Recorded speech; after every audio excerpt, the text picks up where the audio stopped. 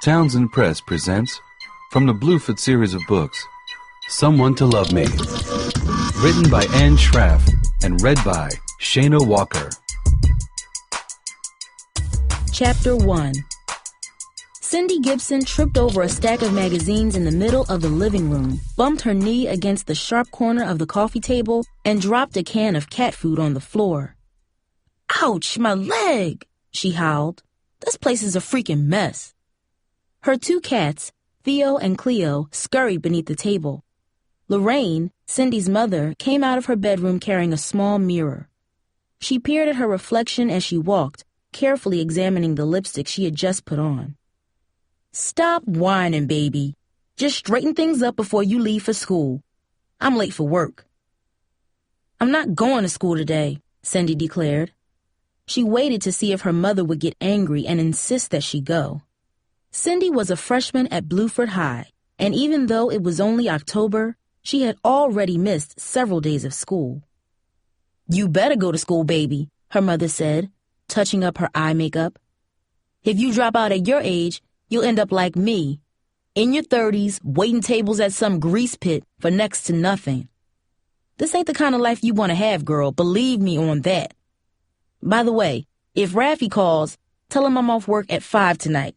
Bye-bye, baby." Cindy heard a thud as her mother closed the front door of their small apartment. Theo, a jet-black cat, crept warily from under the table, followed by Cleo, who was gray and white. Dust and crumbs from under the table stuck delicately to each cat's coat. Cindy brushed the cat's fur, cleaned up the spilled food, and walked out to the kitchen. Theo and Cleo followed quickly behind her. "Mom doesn't really care if I go to school," Cindy pouted, grabbing a fresh can of cat food. "All she cares about is Raffi, and whether or not she's put the right gunk on her face. Right, Theo?" The cat blinked and rubbed its furry face against her leg. Theo and Cleo were Cindy's best friends. She told them everything. They were there for her whenever she was lonely or needed someone to talk to. It was more than she could say for Mom, Cindy thought. "I ain't going anywhere today, Cleo. I'm staying right here and watching trashy talk shows all day." "I don't care what Mom says," Cindy said, spooning chunks of cat food into Theo's and Cleo's plastic bowls. Just then, the doorbell rang. "Who is it?" Cindy cried, walking towards the door. "It's me. Open up," a familiar voice said. Cindy opened the door to find Jamie Wills, another Bluford freshman, staring at her. "Cindy!" Jamie shouted. "Girl, what are you doing in pajamas? It's time to go to school." "I'm not going to school," Cindy said firmly. "Why don't you cut too? We can watch TV, and I got popcorn we can stick in the microwave, and there's pizza in the freezer too. Today on Paula Pool's show..." "Cindy! Girl, get it together," Jamie said, stepping into the apartment. "You need to throw on some clothes and come to school. Keep this up, you're going to be so far behind that you can't do nothing but fail." "You don't understand," Cindy replied, looking down at the worn flip-flops on her feet. "I understand, all right. I understand you got to get back on track," Jamie replied. "Remember in middle school, Mr. Schumann said you were such a good artist you could be a famous cartoonist for Disney or something. How you going to be famous if you don't go to school?" Cindy shrugged. "I can't hang around school all day, Jamie. I get bored. Who cares anyway? My mom wouldn't mind if I quit school. We all just wasting our time in school anyway. Ain't none of us going anywhere." "Cindy, you're crazy," Jamie said, tugging on Cindy's arm. "My sister Darcy, she's already planning to go to college, and so is her friend Tara. I'm going to do the same thing, and you can do it too. But first you got to get up, change them clothes, and get to school. Now come on." "Just leave me alone," Cindy insisted. "Cindy, please come to school." "Jamie, cut school with me today," Cindy moaned. "If you don't want to watch TV, I got some CDs we could play, and..." "I'm out of here," Jamie snapped. "I'm not going to sit here and watch you throw your life away." Jamie stormed towards the doorway. "When you want to do something with yourself besides sit here watching TV, call me," she said, walking out the door and slamming it behind her. The loud crash of the door was followed by a heavy silence. Cindy moved to the window and watched Jamie shift her backpack and join the stream of kids heading for Bluford. Part of her wanted to join the crowd and head to school, but another part of her did not want to move. Unlike Jamie and her classmates, Cindy felt foreign and out of place at school. Her teachers often said she was quiet and shy, but Cindy knew she was just different. Turning from the window, Cindy grabbed the magazines on the living room floor and stacked them neatly on the coffee table. Then she picked up a pile of dirty clothes she had left sitting on the living room chair for weeks. "Yuck, these stink," Cindy groaned. It had been a while since she had washed her laundry.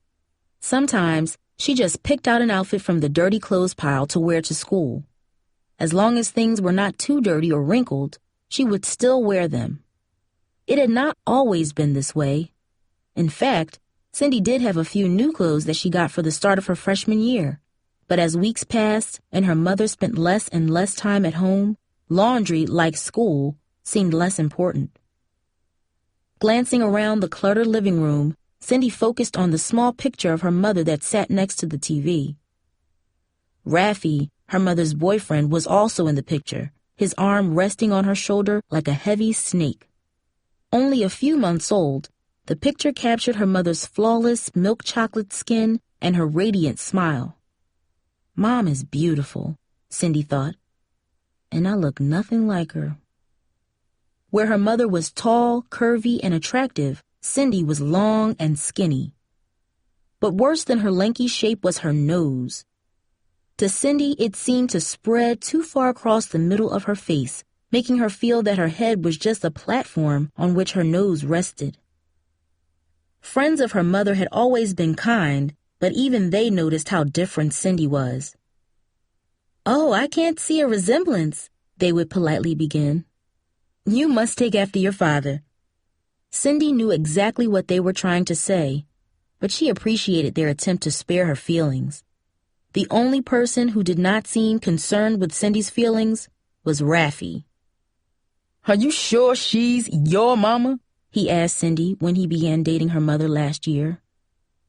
When Cindy first met him, he was sitting at the kitchen table, gold chains jangling around his neck, gold earrings glittering from his earlobes, and a smirk on his face. "You ain't nothing like your mama," he had said. "She's what a man would call one hot lady." Since then, Cindy did her best to ignore Raffi, but it was not easy. Often he said things that made her feel even worse about her looks. But he always did it out of Mom's earshot, calling Cindy ugly-muggly and flaring his nostrils to taunt her. Whenever Cindy asked him to stop, he would laugh in her face. Once, he even flapped his arms in a mock imitation of her long, awkward limbs. In August, Cindy's mother announced that she and Raffi were serious, and since then she spent most of her free time with him. In the rare moments Mom was home, all she could talk about was Raffi. Cindy cringed each time she heard his name.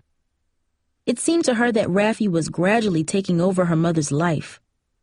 Worse, it appeared as if that was exactly what Mom wanted. Alone in the apartment, Cindy sat in the recliner in front of the TV and turned it on with a remote control.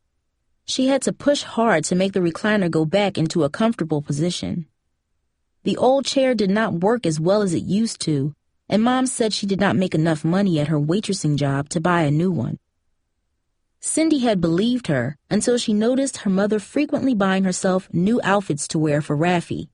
It seemed that once a week, Mom came home carrying shopping bags from expensive department stores. When Cindy asked her about it, Mom explained that Raffi had been giving her money so she could buy nice clothes, but this only made Cindy more upset.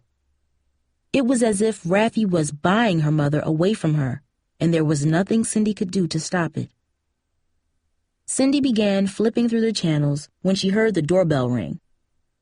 Annoyed, she turned toward the door and called out, "Yeah? Who is it?"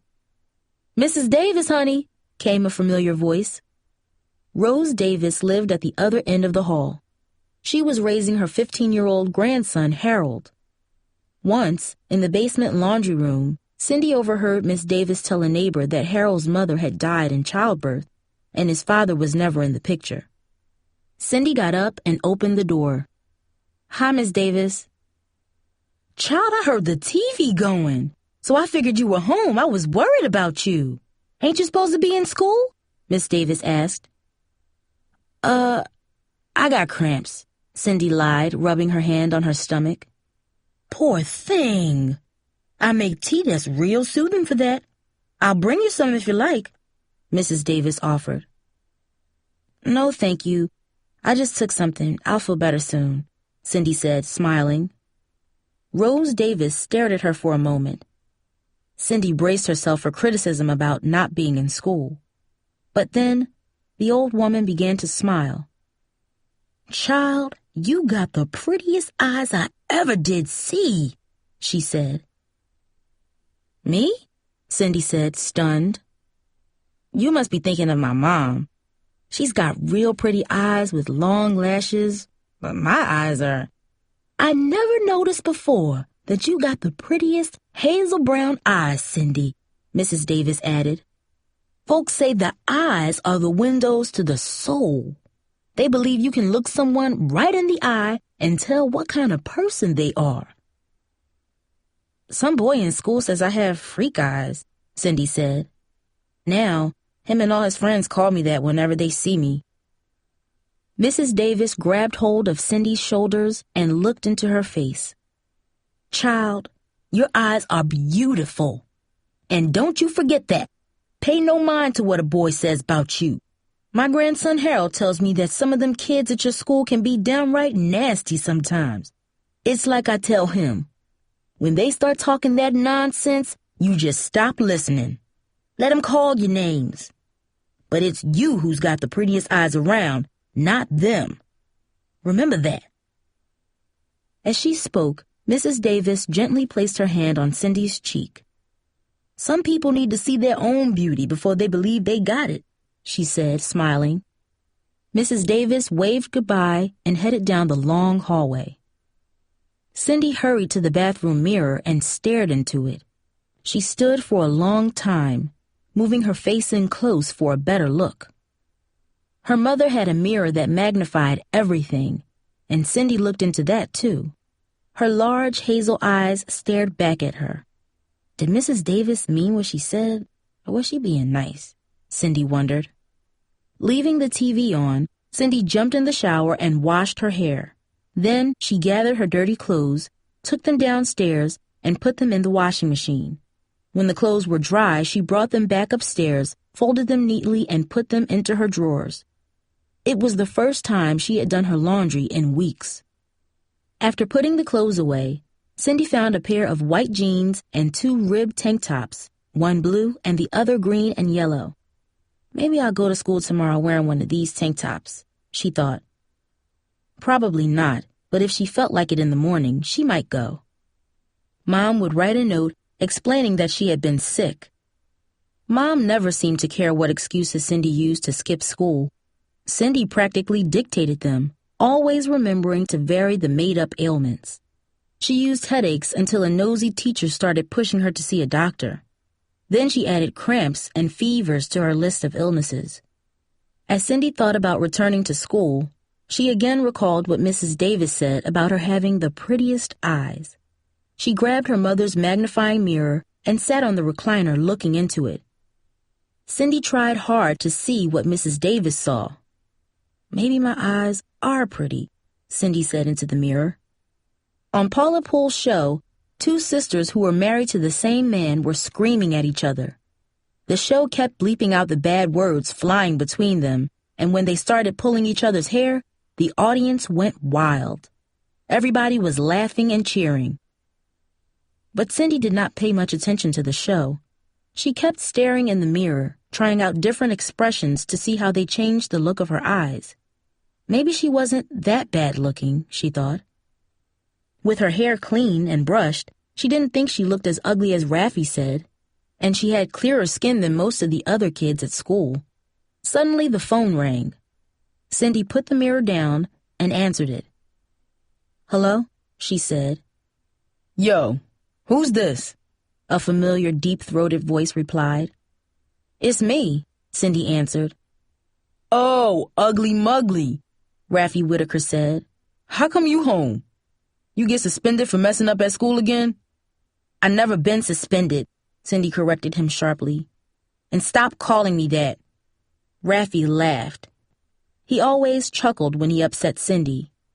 She could just imagine him on the other end of the line, smiling in satisfaction at how he managed to insult her. Come on, ugly muggly, where's your mama? He asked, still laughing. I told you to stop calling me that, Cindy demanded. She wished she could reach into the telephone and wrap the cord around his neck. Girl, you so ugly, Raffi went on in between bursts of cackling laughter. When the doctor delivered you, he was wearing a blindfold. Cindy slammed down the phone. In about a second, it rang again. She turned up the TV volume to drown out the ringing. One of the sisters on the Paula Poole show had a nail file, and she looked as if she was about to attack the other one with it. Maybe it was all an act, but the hate in the girl's face seemed real. It was the same hatred Cindy felt for Raffi. Cindy fantasized about being on the show with Raffi Whitaker. She imagined herself grabbing the gold chains he hung around his neck and pulling them so tight his eyes bulged out. The phone kept ringing. I ain't gonna answer you. You can't make me. Cindy smiled because for once she had power. Raffi Whitaker was fuming somewhere, and he could not do a thing about it. Ignoring the phone's periodic ringing, Cindy picked up the mirror again and repeated the words that Mrs. Davis had said. Pretty eyes. Pretty hazel eyes. Maybe Mrs. Davis was not the only one who thought she was special. Maybe someone else would feel that way about her too, one day.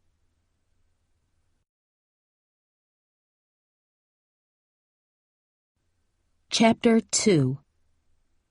When Cindy's mother got home shortly after 5:30, the phone was still ringing. She rushed in to answer it, tossing her purse and keys on a nearby chair. Hello? Mom huffed, picking up the phone. Oh, hey, Raffi. What do you mean you've been calling all day? Cindy was right here. Cindy? Cindy glanced up from the magazine she was leafing through. Raffi's telling me he's been calling all day and nobody answered. Did you go somewhere? I've been right here, except when I went down to do the wash. And oh, I took a shower and stuff, Cindy said. She what? Mom cried. Well, she's going to be sorry she did that. Raffi, honey, don't be like that. Listen to me. I've got chilled wine, and I'll make us some steaks. Raffi, honey, listen. Raffi?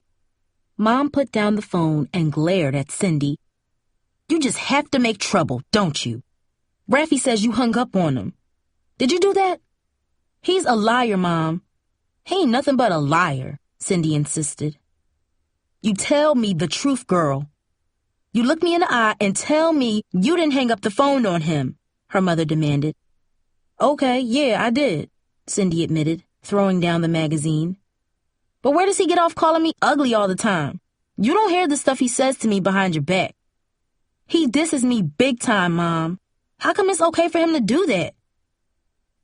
Cindy glared at her mother, fighting to keep back tears of anger and hurt. Oh, baby, he don't mean nothing when he talks like that. He's just playing. It's a bad habit he got from the street. Don't you know that by now? He's just like a little boy who likes to tease all the girls, that's all, her mother explained. Cindy did not want to excuse Raffi's behavior, but her mother's words calmed her. Well, I'm sorry I hung up on him, but he better be sorry for calling me names too, she said. Come here, baby, Mom said. I've got something for you. Digging in her purse, she fished out 2 shiny tubes of lipstick. I picked these up today at the drugstore, and one's for you. What do you think of this color? Cindy took the offered lipstick and put it on. It's nice, Mom, she said, glancing in her mother's compact mirror. Thanks. Her mother smiled and gave her a hug. Baby, there's TV dinners in the fridge. There's beef stew and Oriental chicken. Now I'm going to change and go out for a little while. You don't mind, do you? It don't matter anyway, Cindy mumbled, shrugging her shoulders. What did you say? Her mother asked, turning around quickly. Nothing. I didn't say nothing, she lied. Cindy was disappointed. She had hoped her mother might stay home for dinner, and then they could watch TV or rent a movie. Cindy thought they might even make popcorn after dinner and talk. It had been so long since they had spent time together. Since Mom and Raffi started dating, Cindy often spent evenings alone in the apartment. Nights were the worst. Theo and Cleo were there, but what she longed to hear most was another voice. Why don't you ask a girlfriend over, baby? Mom said, seeming to sense Cindy's sadness. Maybe Jamie or Amber Lynn could come over. Y'all always have fun together. They don't want to come over here to this messy place, Cindy said bitterly. Cindy, don't talk like that. Just because there's a little dust on the furniture doesn't mean we're not as good as the Willses and the Baileys. I won't be all that late tonight, baby. Now come on and give me a smile. Cindy turned away, and her mother let her go. Cindy heard her walk down the hallway to the bathroom. Soon she heard the shower turn on. After that, Mom would dress up for her date. It was the same routine as on so many other nights. All her mother ever did anymore was spend time with Raffi. Do I look all right, Cindy? Mom asked, walking into the living room in a short black dress that showed off her long, shapely legs. Yeah, Mom, Cindy answered, pretending not to pay attention. She thought her mother looked beautiful. She looked like Cindy knew she herself could never look, not with all the lipstick and pretty dresses in the world. So what time do you think you'll be home? Cindy asked. Oh, I'm not sure. Don't wait up for me. Tomorrow's a school day and you can't be missing any more days. Whatever, Cindy mumbled. Call Jamie. I'm sure she'll come over, Mom said, clutching her purse. Seconds later, Cindy heard the apartment door close. Her mother was gone. Overwhelmed by the silence in the apartment, Cindy decided to call Amber Lynn. Amber Lynn, I got popcorn and pizza and lots of soda, and there's a good movie on TV. Why don't you come over? Cindy said. I can't. I gotta babysit my brothers and the baby, Amber Lynn replied. Plus, I gotta work on a science project. Oh, okay, Cindy said, abruptly hanging up the telephone and calling Jamie. Though Jamie had scolded her earlier in the day, Cindy was sure she would still come over if she could. Last year, when they were both in middle school, Jamie had a lot of problems. First, she got involved with an abusive guy from Bluford named Bobby Wallace. And then she ran away from home and nearly died in the process. During that whole time, Cindy had tried her best to support Jamie. Now Jamie always talked about someday returning the favor.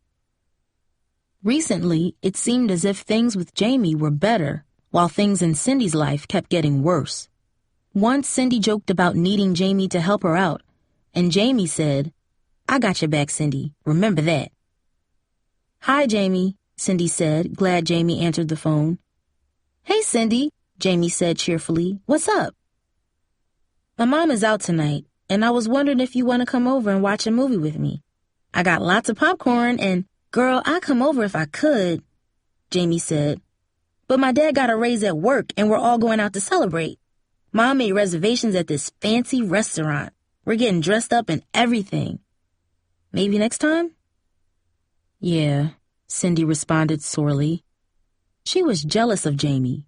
Sometimes Jamie complained about her family, but at least she had one.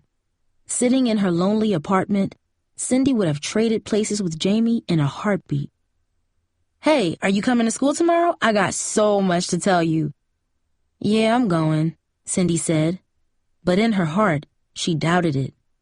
Night, Jamie. Cindy hung up, and an emptiness descended on her like a thick, bleak fog. Nobody is coming over, Theo, Cindy said. The cat rolled over on the floor, yawned, and went to sleep. Cindy debated if she should walk down to the sandwich shop at the corner. It was only 7 o'clock, but after sunset, the neighborhood near her apartment could be dangerous, especially for someone walking alone. Deciding to stay home, Cindy went to the fridge and found several TV dinners stacked in a corner of the half-empty freezer.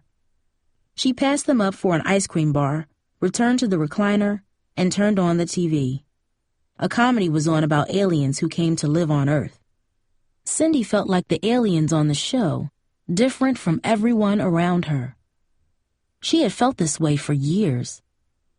When she was a young child, Cindy spent very little time with her mother. Years later, she learned Mom had been a drug addict. All Cindy remembered was that her mother would often stay locked in her bedroom for days. Whenever that happened, Aunt Shirley, Mom's older sister, would come over to take care of Cindy. She looked forward to Aunt Shirley's visits, even though it meant her mother would be unavailable for a while. Aunt Shirley made delicious apple cinnamon cookies whenever she came over. "The Lord will see us through this, Cindy. Yes, He will," she would say as she baked. Often, Cindy would help with the cookies. Her favorite part was the batter, which Cindy liked to eat when Aunt Shirley was not looking. Once, when Cindy was in elementary school, she stayed with Aunt Shirley for an entire summer, and Mom went into drug rehab. Cindy remembered that summer as her happiest. Each day she would go to the beach or the park with her aunt and play with the kids from the neighborhood. Then, one day, Mom took Cindy back, and for a while, everything was great. Mom was drug-free and loving, and they were a real family. But when Cindy was 12, Aunt Shirley got sick with breast cancer. Her health declined rapidly, and in a matter of months, she died. Mom cried for days when Shirley died. Many months later, Mom sat Cindy down, confessed her former drug problems, and vowed she would never use drugs again. "I'm going to get you a better life, baby," she had promised. Cindy remembered that conversation often as she sat in the lonely apartment. It was a special time in which she felt important to her mother, a feeling she no longer had. Cindy noticed that their relationship began to change for the worst when her mother started dating. At first, Cindy thought her mother was happy to be going out. But after several breakups, she became increasingly frustrated. "It ain't right for a woman my age not to have herself a man," she said one night as she got ready to go out. At times, it seemed to Cindy that Mom was desperate. "I ain't getting any younger, Cindy. I don't want to be one of those women who end up living alone, like some old maid," she admitted after a particularly bad date. Cindy tried to reassure her mother, but it seemed to her that Mom never listened. Instead, she would find another man. Once, she dated a guy named Eddie for a few months, but he turned out to be an alcoholic. Then she dated Steve, a married man who had 5 kids.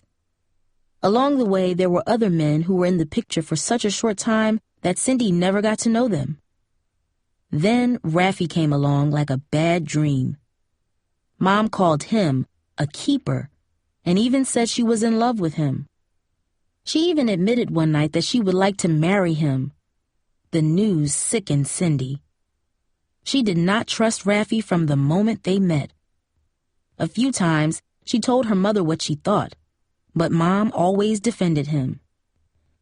"You never give Raffy a chance," she insisted. "He's a sweetheart."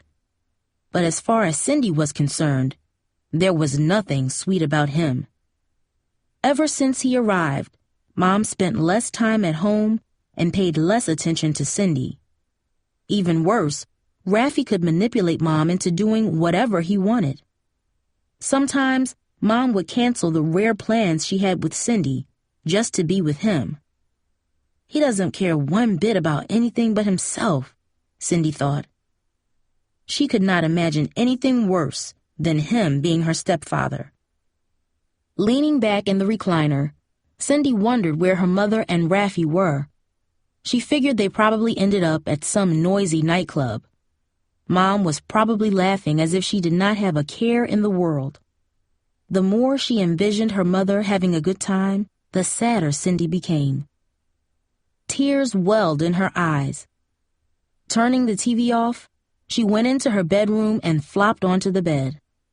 "Someday, Mom, you'll wish you didn't leave me alone all night," she murmured.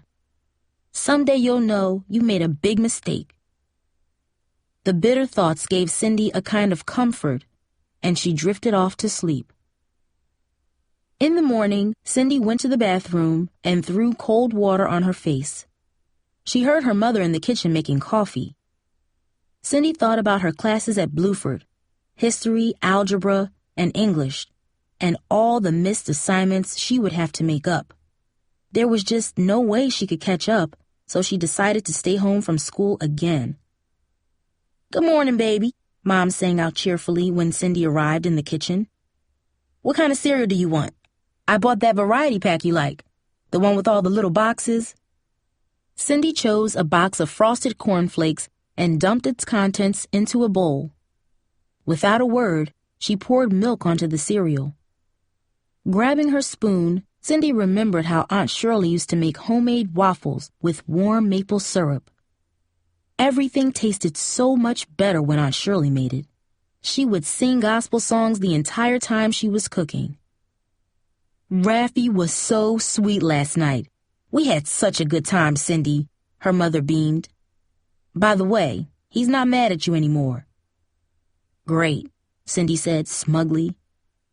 Just then, Cindy heard a knock on the door. She got up to answer it, grateful to escape another conversation about Raffy. Cindy found Jamie at the door adjusting her backpack.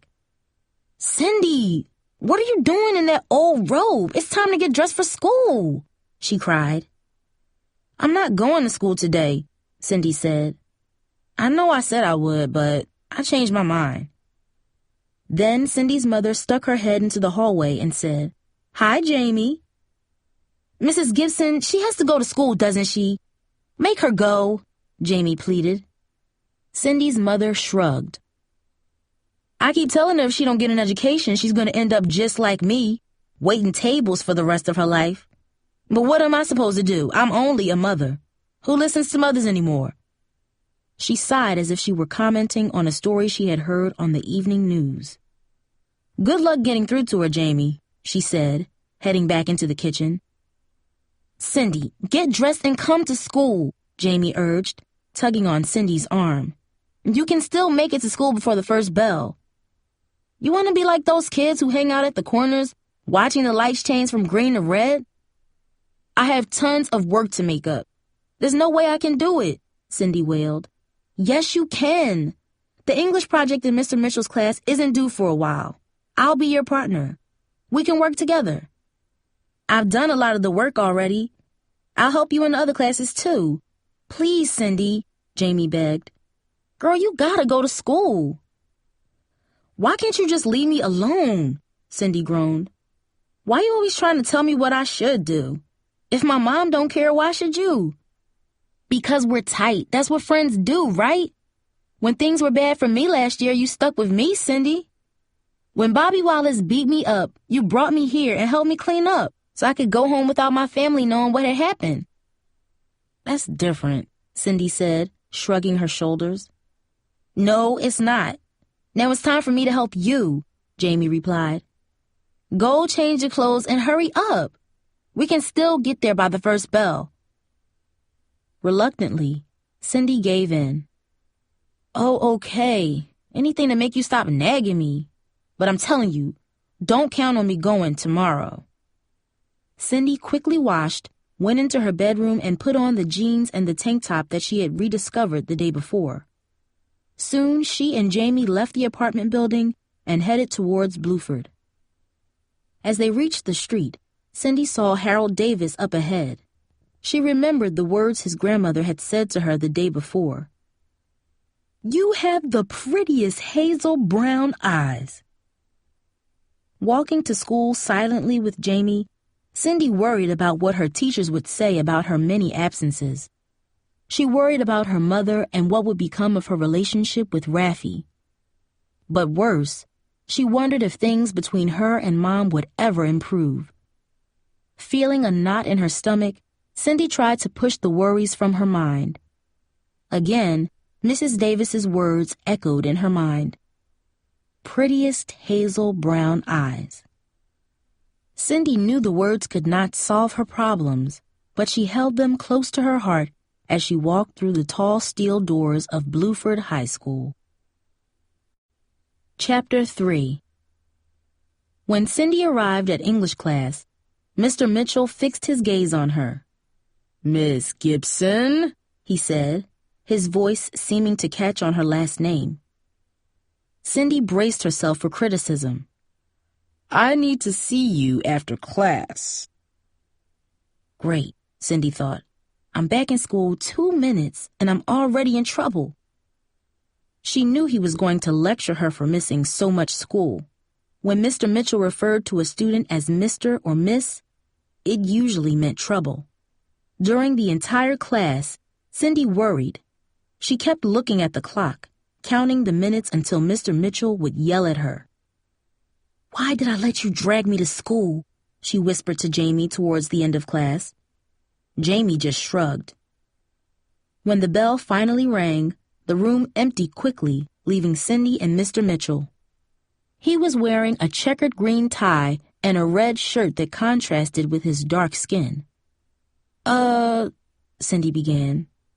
"I'm sorry I missed so much school, but see—" "Excuse me, Cindy," said Mr. Mitchell, leaning back and pushing his glasses up on his nose. "But when you came to Bluford, you indicated cartooning as one of your interests. The other day I was looking at last year's middle school newspaper, and I found some of your work. It was great. You've got a lot of talent. So I was thinking the Bluford Bugler needs a cartoonist. What would you think of trying your hand at it?" For an instant, Cindy turned numb. She had expected to be lectured, not offered a job. "Well, yeah, sure, I'd love to do that," Cindy stammered. She had always loved to draw, but lately, with all the problems at home, she had sort of abandoned it. "There's just one condition.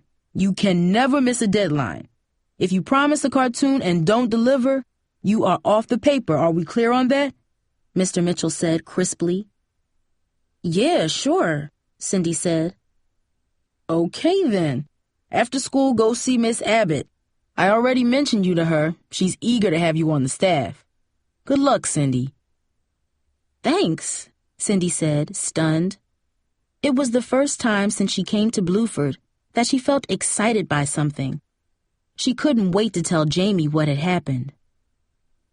"Hopefully I'll be seeing more of you in my class in the future," Mr. Mitchell added as she walked towards the door. Cindy nodded, knowing that he was referring to her poor attendance. "You will," she said with a smile. "Thanks, Mr. Mitchell." At lunchtime, Jamie and Amberlynn squealed with excitement when Cindy shared the good news with them.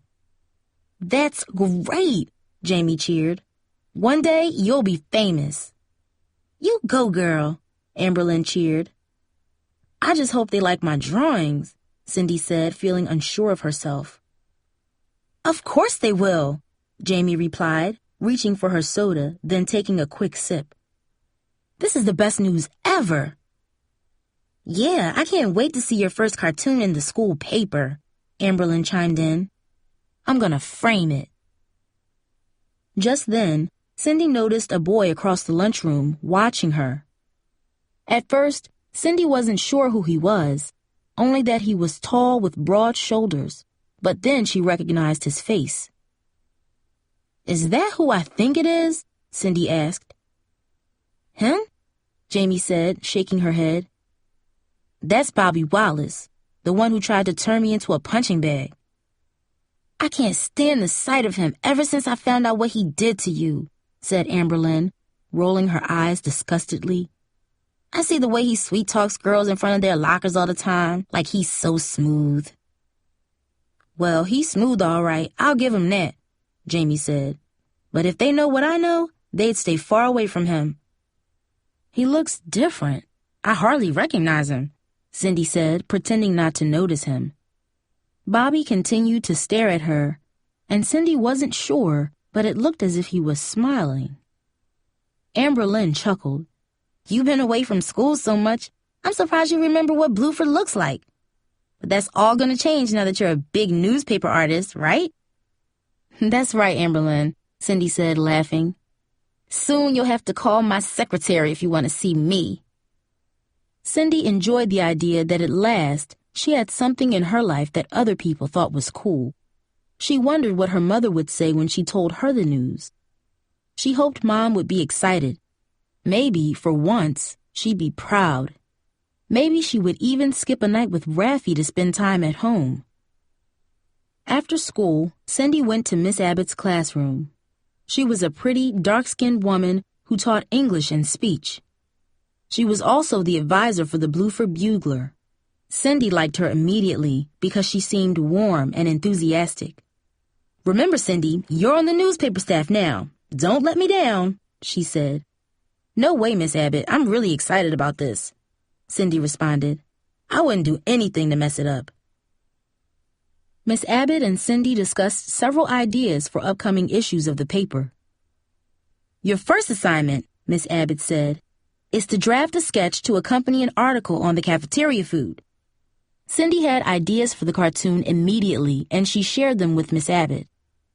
"They sound great. I can't wait to see what you come up with." Miss Abbott smiled. "I can see why Mr. Mitchell recommended you." Cindy was beaming when she left Miss Abbott.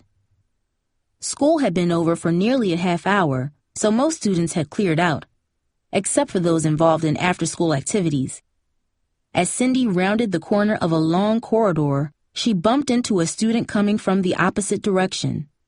It was Pedro Ortiz, a 6-foot-tall senior that everyone recognized. Even when she was in middle school, Cindy had heard many rumors that he was involved with gangs.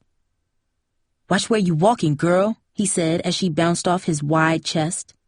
"Sorry," Cindy replied, turning away quickly.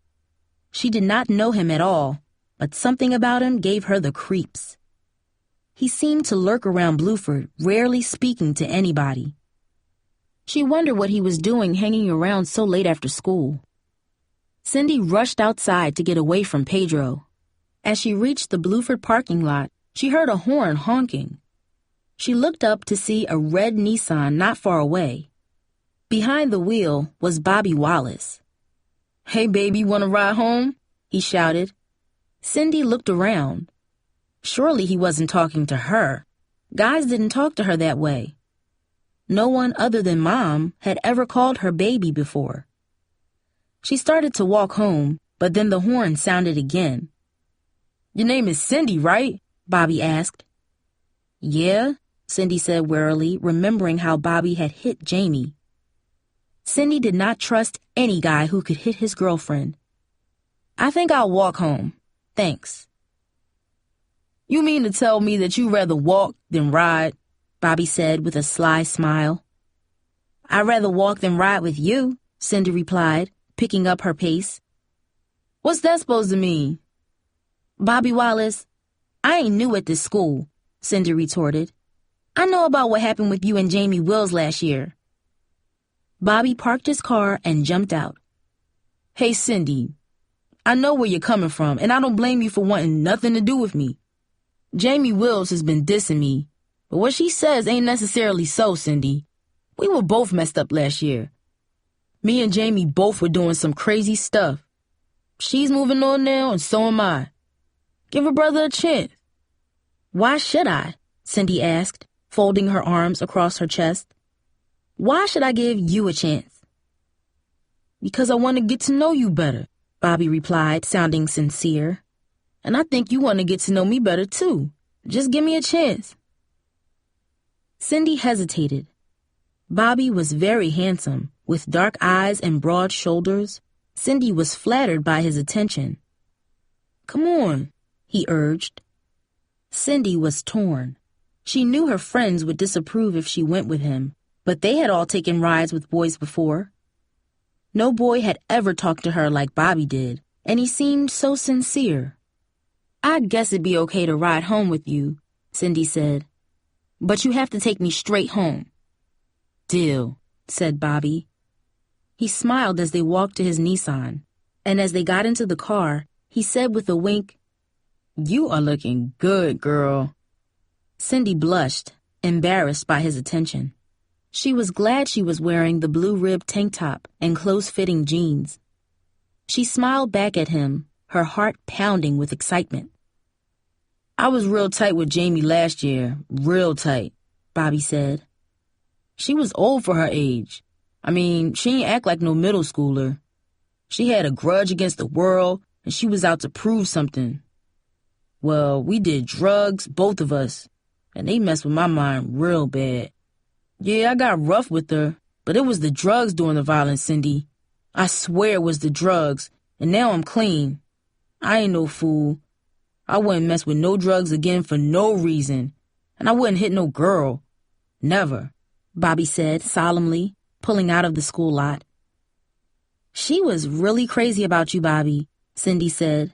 She cut out pictures of you playing football. She even made a scrapbook just to look at you when you weren't there.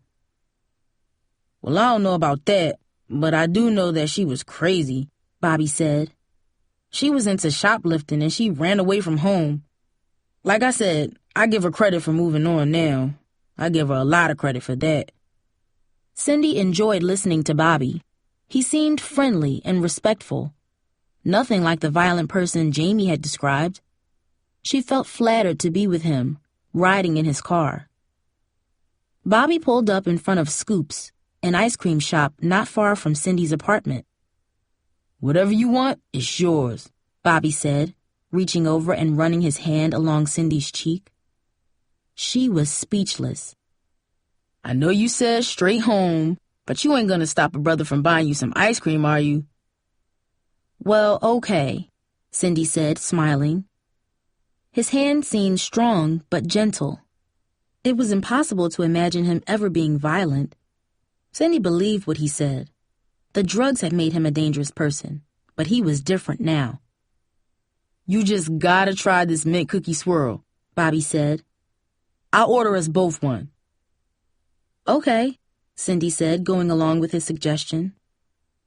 Sitting in Bobby's car, Cindy felt touched by magic. She had not felt that way since she was 5 and played a fairy princess at a school play, wearing a sparkling tiara and silver slippers. This is really good, Cindy said, tasting the ice cream. What'd I tell you? I know all the cool spots. If you trust me, Cindy, we can have a real good time together. As soon as they finished eating, Bobby dropped Cindy off at her apartment, and she went running up the stairs to bring her mother the good news. What a day it had been! Cindy could hardly believe all she would have missed if she had not gone to school. In one day, she had become a cartoonist for the school newspaper, and she had a handsome boy show interest in her. For once, she had something that might make her mother proud. She burst into the apartment, eager to share the day's news. Mom, Cindy yelled as she pushed open the door. I'm going to be drawing cartoons for the school newspaper. And some guy... Mom? Her mother usually called to Cindy that she was in the kitchen or in the bedroom, but there was only silence now. It was 4 o'clock. Mom was always home by 3:30 on Fridays. The laundry room, Cindy said to herself, snapping her fingers. She remembered that Mom always did laundry on Fridays after she got home from work. Cindy raced downstairs yelling, Mom, as she approached the laundry room. But when she got there, the only person she saw was Harold, feeding change into one of the machines. Oh, hi, Cindy said, disappointed. I was looking for my mom. Harold looked shy and uncomfortable. In class, when a teacher called on him, he often looked frightened. Cindy had never known someone who seemed more shy. I've been down here for a half hour, and I haven't seen her, Harold said softly, not looking at Cindy when he talked. Are you sure? Cindy asked. Yeah, I know your mom. She looks like you. She hasn't been down here since I got home from school, Harold said. Thanks, Cindy said bleakly. Heading back to the apartment, Cindy figured her mother must have gone to the store. She could not wait for her to return so she could tell her everything. Cindy decided to feed Theo and Cleo while she waited. As she entered the kitchen, she noticed a note taped to the refrigerator door. Cindy instantly recognized her mother's fancy handwriting. It read, Cindy, Raffy won a free trip for 2 to Vegas, and he just sprung it on me today. We had to leave right away. I'll be home Sunday morning. Plenty of TV dinners in the fridge. Baby, I think my man is gonna pop the question. Wish me luck. Love and kisses, Mom. Cindy stared at the note, disbelief and rage building within her. No! She yelled aloud, yanking the piece of paper off the refrigerator. Mom never did anything like this before, she thought, crumpling the note. How could she do this? There had been some all-nighters where her mother snuck back in at dawn, but a whole weekend? Never. Cindy quickly grabbed a can of cat food and divided its contents between the 2 bowls on the floor. Then she sank into the recliner, her spirits crumbling. I can't believe she did this, Theo, Cindy said. The cat started eating, and Cindy's words were drowned by the silence of the apartment. All the exciting news she wanted to tell her mother instantly faded, leaving an aching emptiness in its place. She had to spend 2 more days alone in the dismal apartment. She would go to bed and wake up with nobody to even share cold cereal with, and the same would happen the next day. The silence in the apartment seemed to grow louder with each moment. Mom, Cindy moaned. How come you don't care about me? Hot tears welled in her eyes. How come you don't love me? Suddenly, the doorbell rang. Cindy quickly wiped her eyes and walked to the front door, peering through the tiny glass peephole to see who was there. Rose Davis was standing in the hallway. It's me, honey, Rose said. Cindy opened the door and tried her best to smile. I hate to be bothering you, but that grandson of mine is giving me fits. You have that Mr. Mitchell for English class like he does, don't you? Yes, Cindy answered leadenly, hoping Mrs. Davis would not know she had been crying. Well, Harold says that Mr. Mitchell is asking you to write 100 pages for that report, and that don't make no sense to me. What high school student would need to write 100 pages? Will you come explain the assignment to Harold? Mrs. Davis asked. Okay, Cindy said.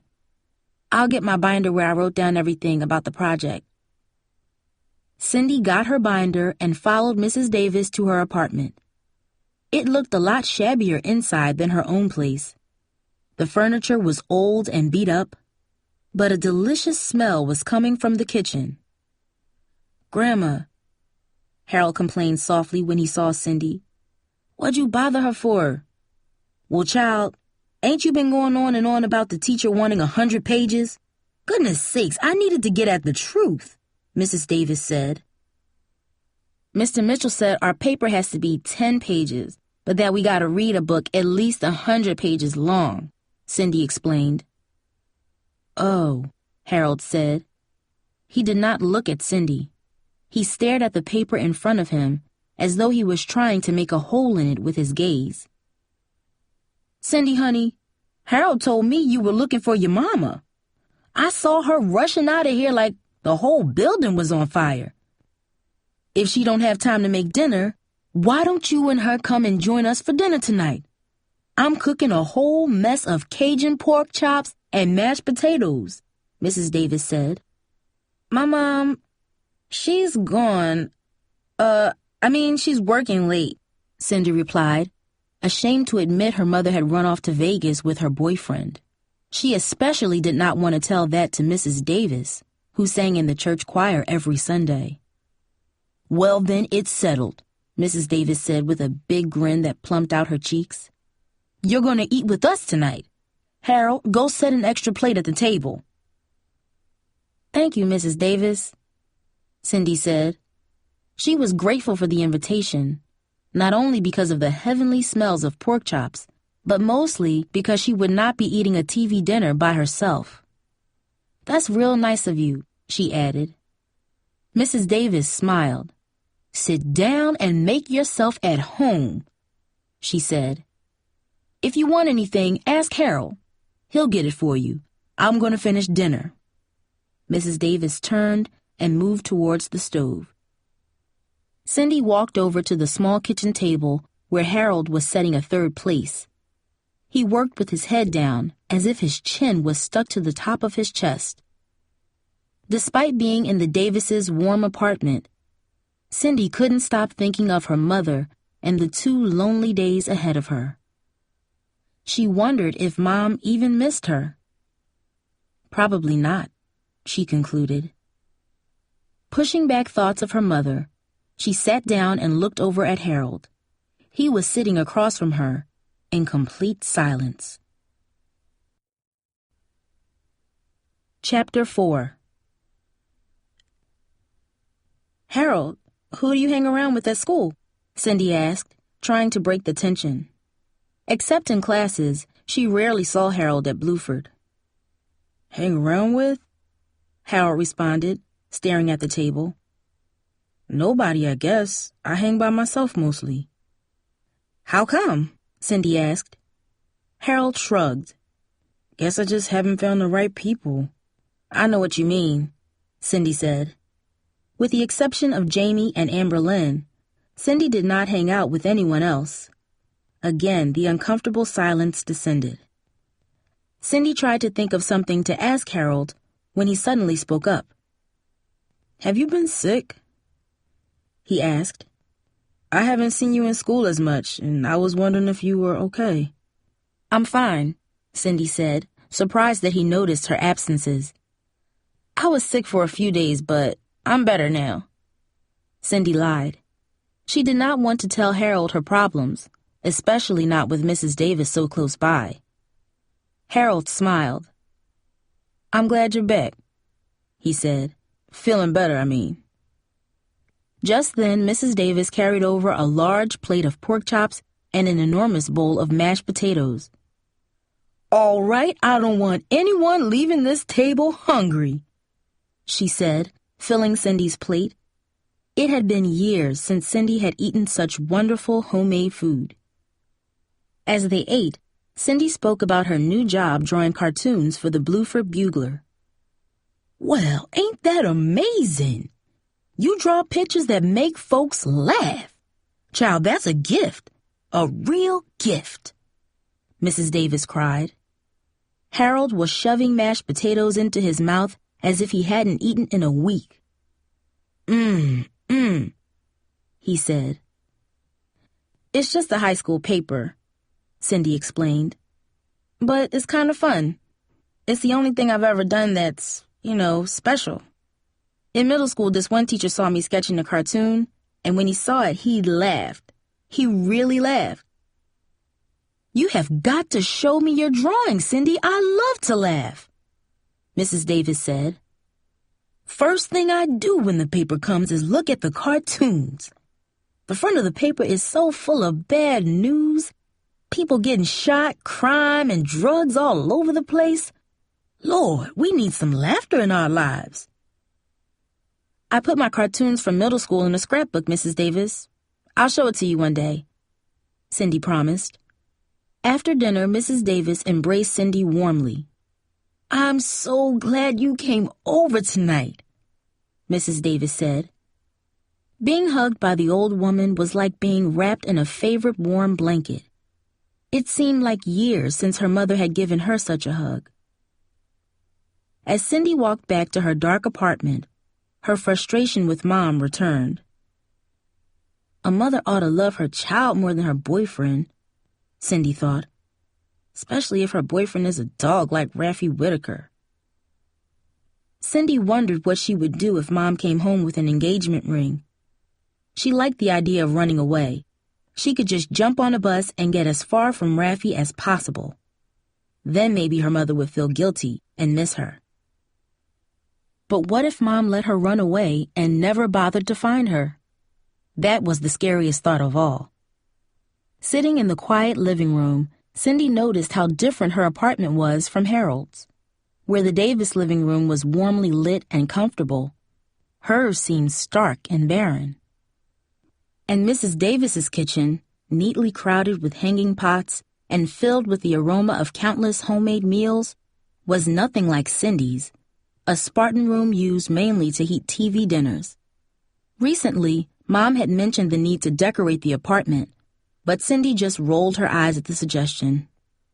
She suspected the reason Mom even cared was because of Raffi. A few months ago, he bought a gift for the apartment, a hideous clown sculpture that now stood on the coffee table in front of her. Raffi said this gives the room character, Mom said proudly as she positioned the sculpture on the table. Cindy thought it looked like something picked up for $2 at a yard sale, but Mom treated it like a priceless object. Cindy stared at the clown. Right about now, she figured Mom and Raffi were in Las Vegas, strolling down some flashy street, seeing a hotel made to look like New York or Egypt or something. Cindy pictured Raffi, swaggering along with his ugly gold chains, his gold bracelets, and his awful leather pants. The thought that Raffi might possibly become her stepfather knotted Cindy's stomach. She leaned towards the coffee table and picked up the clown. Its face was contorted into an ugly smirk that reminded her of Raffi. Cindy imagined how good it would feel to hold it over her head and smash it down on the floor, shattering it into 1,000 pieces. Her eyes moved to the small card taped to the base of the clown. To my number one lady, Lori, from Ramblin' Raffi. Cindy's hands trembled as she set the clown back down. Someday, when she knew for sure that her mother did not love her, she would smash it. All that kept her from hurling the clown onto the floor was the fading hope that Mom still cared about her. Would she be happier without me? Cindy asked herself. Then Mom would be free to spend all her time with Raffi. Is that what she really wants?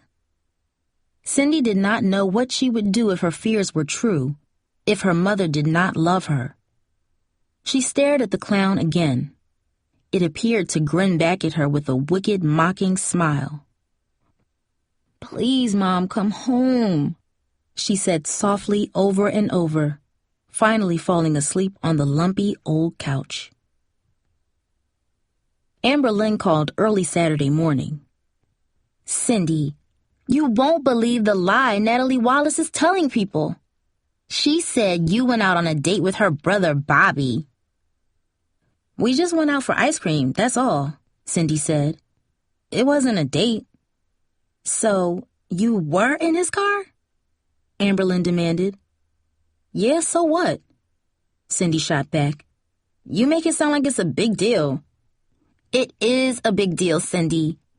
You know what he did to Jamie? Amberlyn cried. I just can't believe you even give him the time of day after all that happened last year. Think of how upset Jamie's gonna be when she hears about this. What's she gonna be upset about? Cindy replied. She done Bobby a long time ago. Have you forgotten why? Amberlyn asked, her voice rising to a high pitch. You were there, Cindy. You remember what he did to her? I can't believe you would even... Amberlyn, all that stuff's in the past, Cindy responded with a dramatic sigh. Just let it go. Let it go? Amberlyn exclaimed. Bobby Wallace beat up one of our best friends and almost ruined her life. How am I supposed to let that go? And how can you ride around with him like nothing ever happened? He's changed, Cindy said. Bobby admitted he did bad things, but he's different now. Like your brother Royland. He's changed, hasn't he? Cindy, that's different. Royland may have gotten into trouble a few times, but he never hung out with drug dealers, and he's never beat on no girls either, Amberlyn said. Well, I think you need to mind your own business, Cindy snapped. That's what I think. Girl, you don't have to talk like that to me, Amberlyn responded. I'm just looking out for you, okay? Well, I can look out for myself. Anyway, I gotta go now, Cindy said. Mom's here. Cindy was lying, but she did not want to listen to more lecturing about Bobby Wallace. Bobby was the one reason Cindy was not totally depressed about being left alone for the entire weekend. She was not about to let Amber Lynn take that away. Cindy still could not believe how nice Bobby had been to her yesterday. Could he actually like me? She wondered. She decided to head over to Bluford to watch the Buccaneers at football practice. She knew Bobby would be there. Cindy ran to her bedroom and looked for something nice to wear.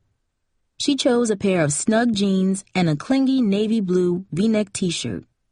Bobby will like me in this, she thought.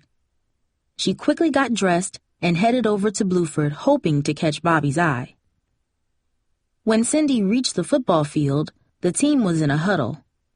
She searched to find Bobby, but did not see him right away. Then, when she saw the name Wallace on the back of a jersey, her heart started pounding. Cindy stepped onto the bleachers, hoping to get a spot where Bobby would notice her. A small crowd of spectators was gathered on the bleachers. Cindy spotted Natalie Wallace waving in her direction. "Hi," Natalie called out. "How you doing, Cindy?" "Okay," Cindy called back. Natalie had never talked to her before, but maybe now that Cindy and Bobby were friends, things would be different. Cindy walked over to where Natalie was sitting and joined her. She always thought Natalie was one of the prettiest girls at Bluford. "I like to watch my brother show off," Natalie said with a smile. Cindy could not believe that Natalie was talking to her, let alone allowing her to sit beside her on the bleachers. "You here to do the same thing?" she asked with a playful grin. "Maybe," Cindy replied, unsure what else to say. "Yep, my brother sure moves fast," Natalie said, getting up from her seat. Practice was over, and Cindy was left wondering whether she was referring to her brother on the football field or in some other way. Cindy watched as the team left the field. She hoped Bobby had seen her in the bleachers. She just had to see him. Unsure what else to do, she decided to wait for him in the parking lot. After a few minutes, Bobby came out of the school and headed towards his car. "You looked great, Bobby," Cindy said as he approached. "No wonder everybody says you're going to be a big football star." "Hey, you came to watch me practice?" Bobby replied with a look of pleasant surprise. "You're okay, girl. Come on, let's grab something to eat." Beaming, Cindy hurried towards the passenger door. She couldn't wait to talk to him. "They're having a special at Nico's Pizza Place. 2 slices for the price of—" "I don't like that place," Bobby interjected. "Too many lame fools hang out there. There's a Chinese takeout place I like. Let's go there." When Cindy got in the car, she turned to Bobby and said, "Guess what happened yesterday? Miss Abbott chose me as an artist for the Bluford Bugler. I just found out." "Really?" Bobby said. "You go to most of the football games, Cindy?" "Sometimes," Cindy answered. "Well, now that we're tight, you gotta come to all the games," Bobby insisted. "From now on, I'm gonna look for you whenever I'm on the field. Never mind those cheerleaders. Last time I seen so many dogs was at the pound," Bobby joked. "So Mr. Mitchell told me about the newspaper opening on Friday, and—" "Hey, Cindy, were you at last year's game against Lincoln? That was one of my best games." "No, I haven't been to that many games." "Well, you gotta come to every one from now on, Cindy. That's an order," Bobby said with a smile. Cindy smiled back, slightly disappointed that Bobby did not give her a chance to share her good news with him. Bobby pulled his Nissan into the parking lot of the Chinese takeout. "Do they have sweet and sour chicken?" Cindy asked. "That's my favorite. I always get that." "Yeah, but the orange chicken is what you want. That's the best," Bobby said as they entered the restaurant. Then he ordered 2 orange chicken dishes for them. He looked at Cindy and smiled. She smiled back at him weakly. Bobby certainly wanted things his way, she thought. But it was only food, and it felt nice to have him order for her. "That sounds good," Cindy responded. "I can't wait to try it." "Stick with me, girl," Bobby said. "I know where everything's happening. I got friends at all the cool places, and I know how to have fun. Trust me," Bobby said. "Hey, what time you gotta be home, Cinderella?" Cindy smiled. Nobody had ever called her Cinderella before. It made her feel special, even beautiful. For once, her name did not sound so ugly.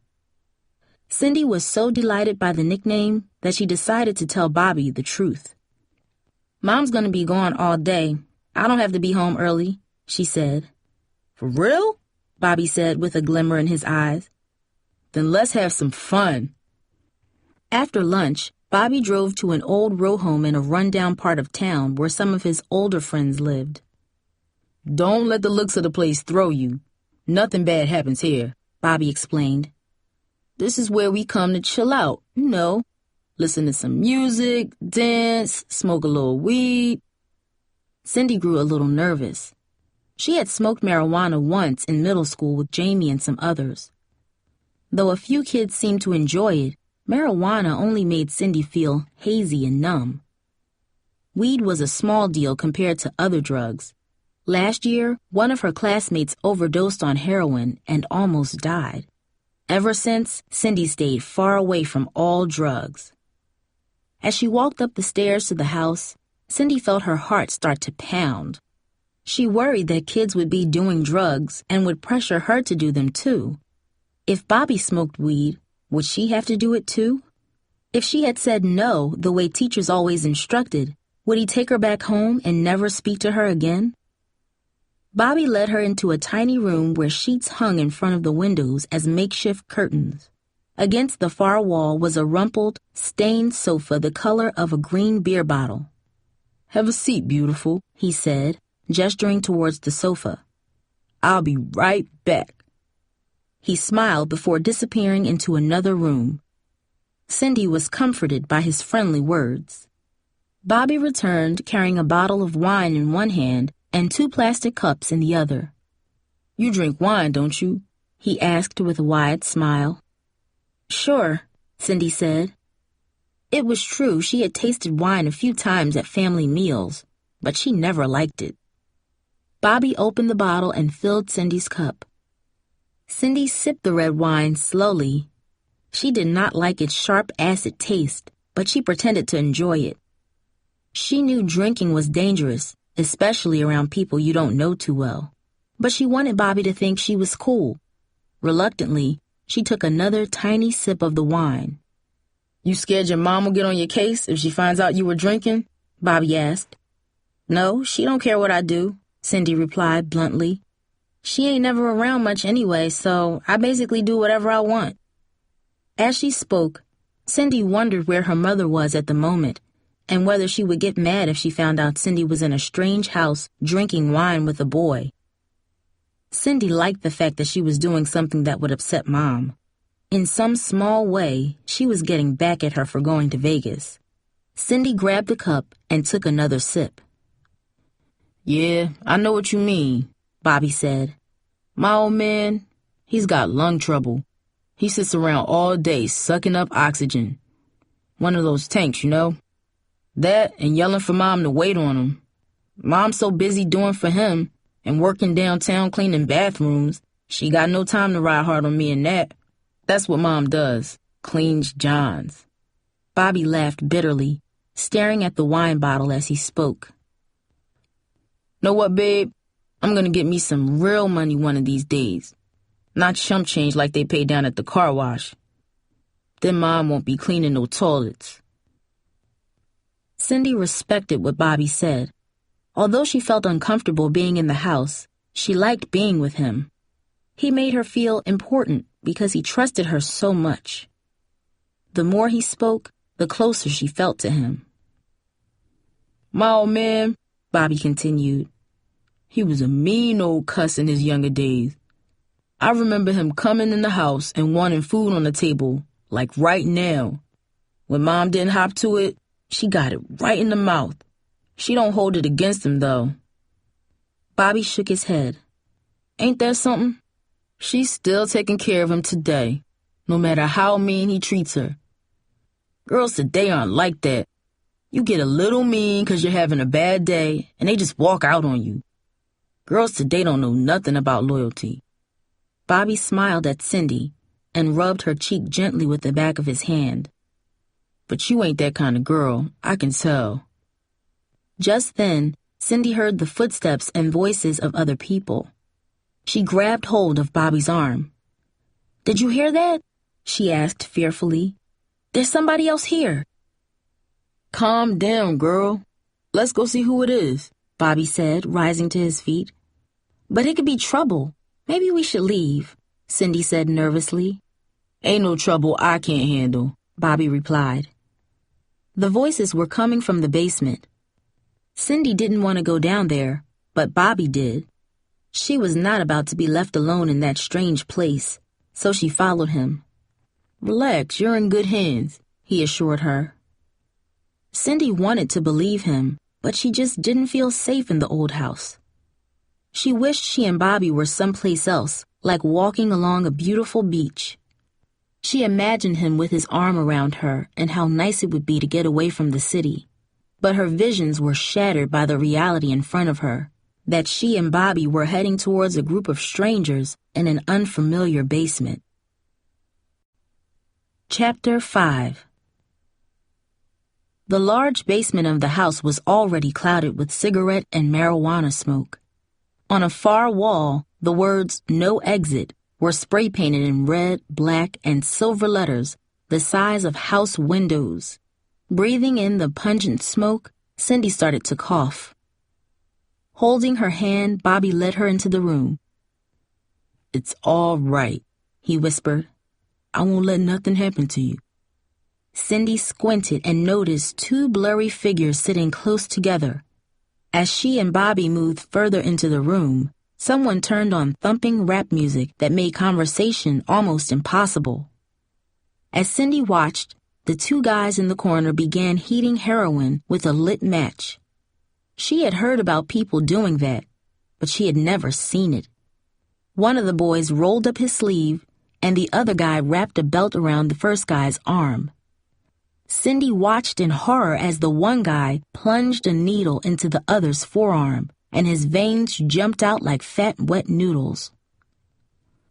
"What's up, Bobby?" said the guy holding the needle. Cindy was bothered that Bobby knew such a person. She wondered how close they were. Although Bobby didn't answer the guy, he did nod at him in recognition.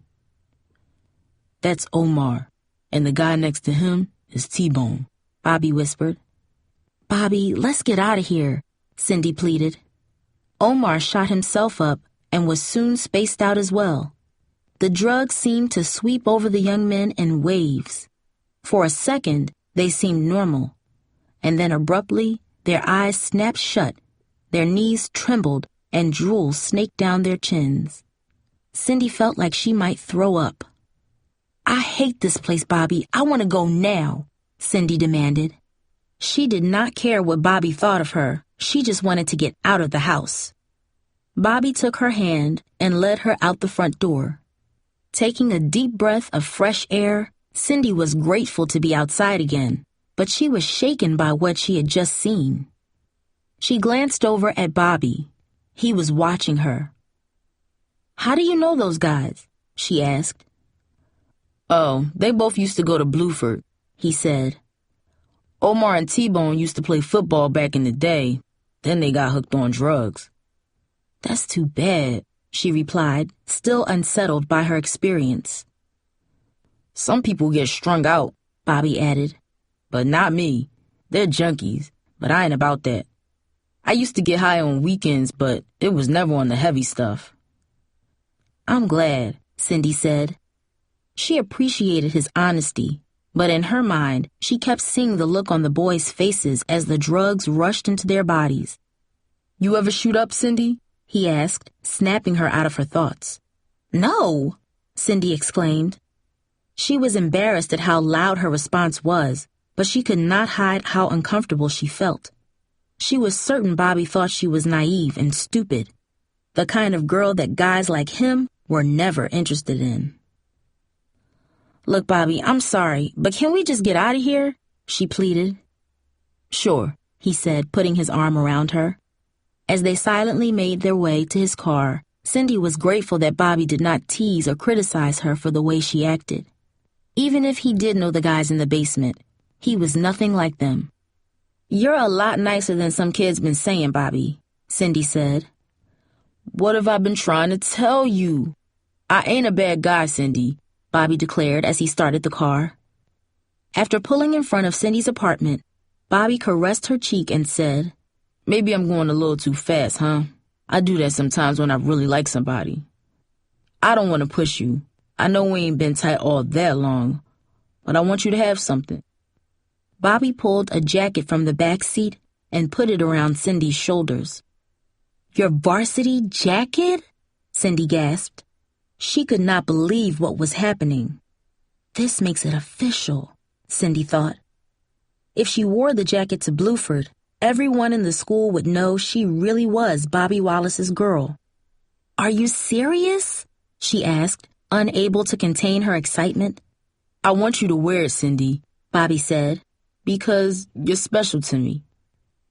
Oh, Bobby, thank you, Cindy screamed and kissed him on the lips. When she got out of his car, she turned and looked at him, unable to stop herself from smiling. I'll see you in school on Monday, he said. Cindy waved as he drove off. When Cindy reached her apartment door, Rose Davis stepped out into the hallway. Praise the Lord! You all right, child? She asked.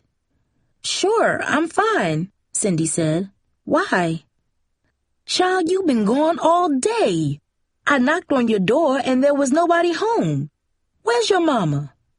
Cindy had not expected Mrs. Davis to be so concerned about her. Mom's on a business trip, Cindy lied. Honey child, I am an old woman, and a lot of this modern life is way over my head, but I got sense enough to know that a mother ought not leave her 15-year-old daughter all by herself for all this time. Cindy shrugged. Ordinarily, she would have defended her mother from anyone's criticism. But there was something about Mrs. Davis that showed she really cared, and it felt good to have someone worry about her. Mom is off with her boyfriend, Cindy admitted. Something came up suddenly and she just went. Mrs. Davis grunted, shaking her head side to side in disbelief. Child, would you like some hot chocolate and fresh-baked raisin cookies? That sounds real good, Cindy said, happy to talk to somebody and grateful not to have to return to her lonely apartment. As Cindy sat at the kitchen table, Mrs. Davis asked, When your mama getting back? Tomorrow morning, Cindy said. Tomorrow? She left you all weekend? It's okay, Cindy said, nibbling on a cookie still soft and warm from the oven. You've been out with your boyfriend all day, haven't you? Mrs. Davis asked. Yeah, Cindy said, smiling. He gave me his Bluford varsity jacket. Look, isn't it cool? When boys let you wear their jackets, it means they really like you. Well, some things haven't changed, Mrs. Davis said, smiling. When I was a girl, if a boy went off to the army, he'd leave you with things to remember him by. The man I ended up marrying gave me something special the day he left for the army. It was a ring that belonged to his father, and I cherished it every day. Bobby hasn't given me a ring yet, Cindy replied, but maybe he will. Honey, don't be rushing nothing, Mrs. Davis gently warned. Cindy smiled, feeling silly for a moment.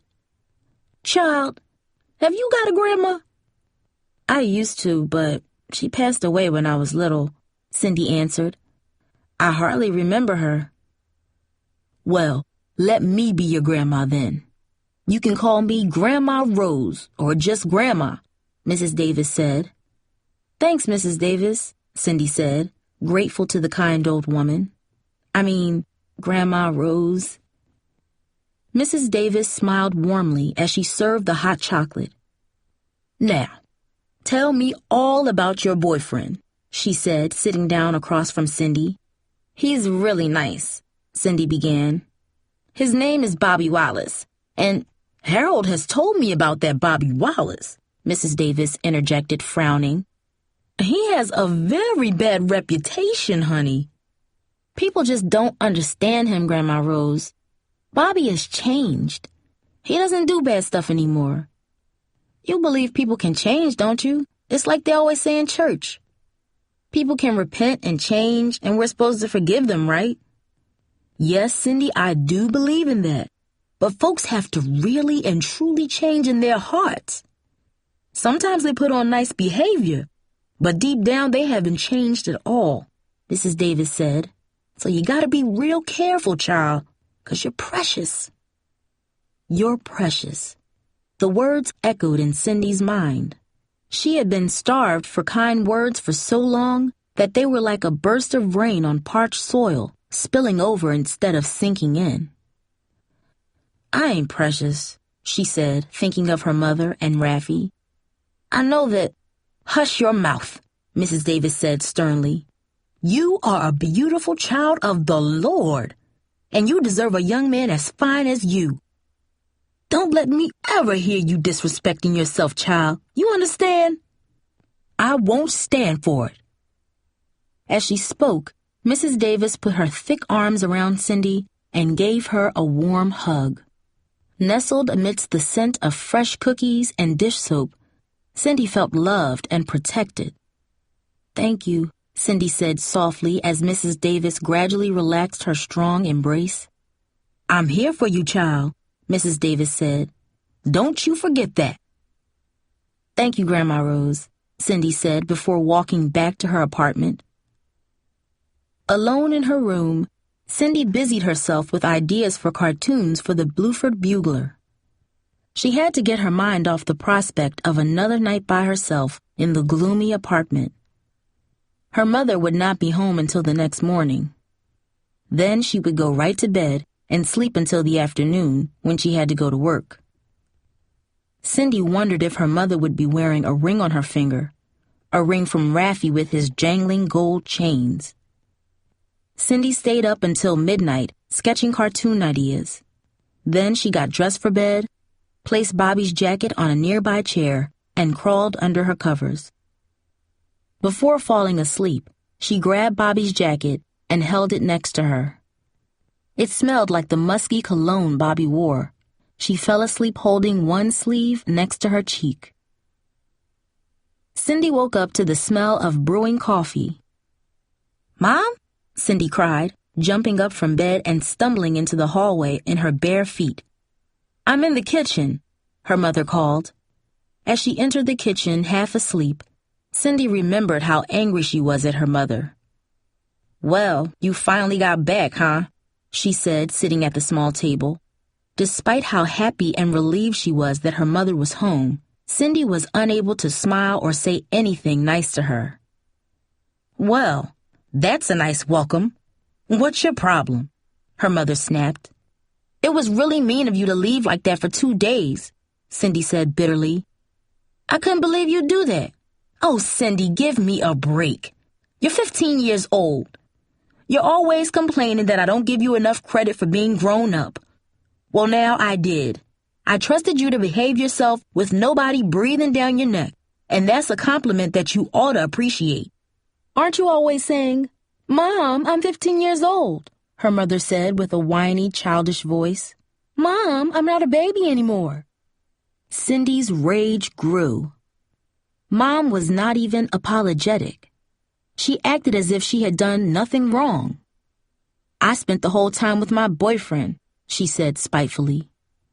Girl, don't lie to me. I know you don't have a boyfriend, her mother said, pouring a cup of coffee. I do now, Cindy cried. And we were together all weekend, drinking and kissing and stuff. He gave me his varsity jacket. I guess he loves me or he wouldn't have given it to me. Cindy's mother turned sharply, spilling coffee on the table. You better watch your mouth, she yelled. Do you want a good slap across your face? You keep talking like that and that's just what you'll get, girl. Cindy sat down at the table and sulked. She didn't see a ring on her mother's finger, and that consoled her. Raffy probably found another excuse to push it off again, Cindy thought. They had been dating now for a year, and Mom hoped to get married, but Raffy always had a reason why it had to be postponed. So, Cindy said at last, did you and the creep have a good time? You say another bad thing to me this morning, and I'll slap you silly. You hear me? Mom growled. I am tired of you dissing Raffy. He's a fine man. Whatever happens with me and him is none of your business." "He didn't give you a ring, did he?" Cindy asked. "I told you it was none of your business." "And he won't give you one either," Cindy persisted. "And you should be glad, too. Who wants Raffy for a husband?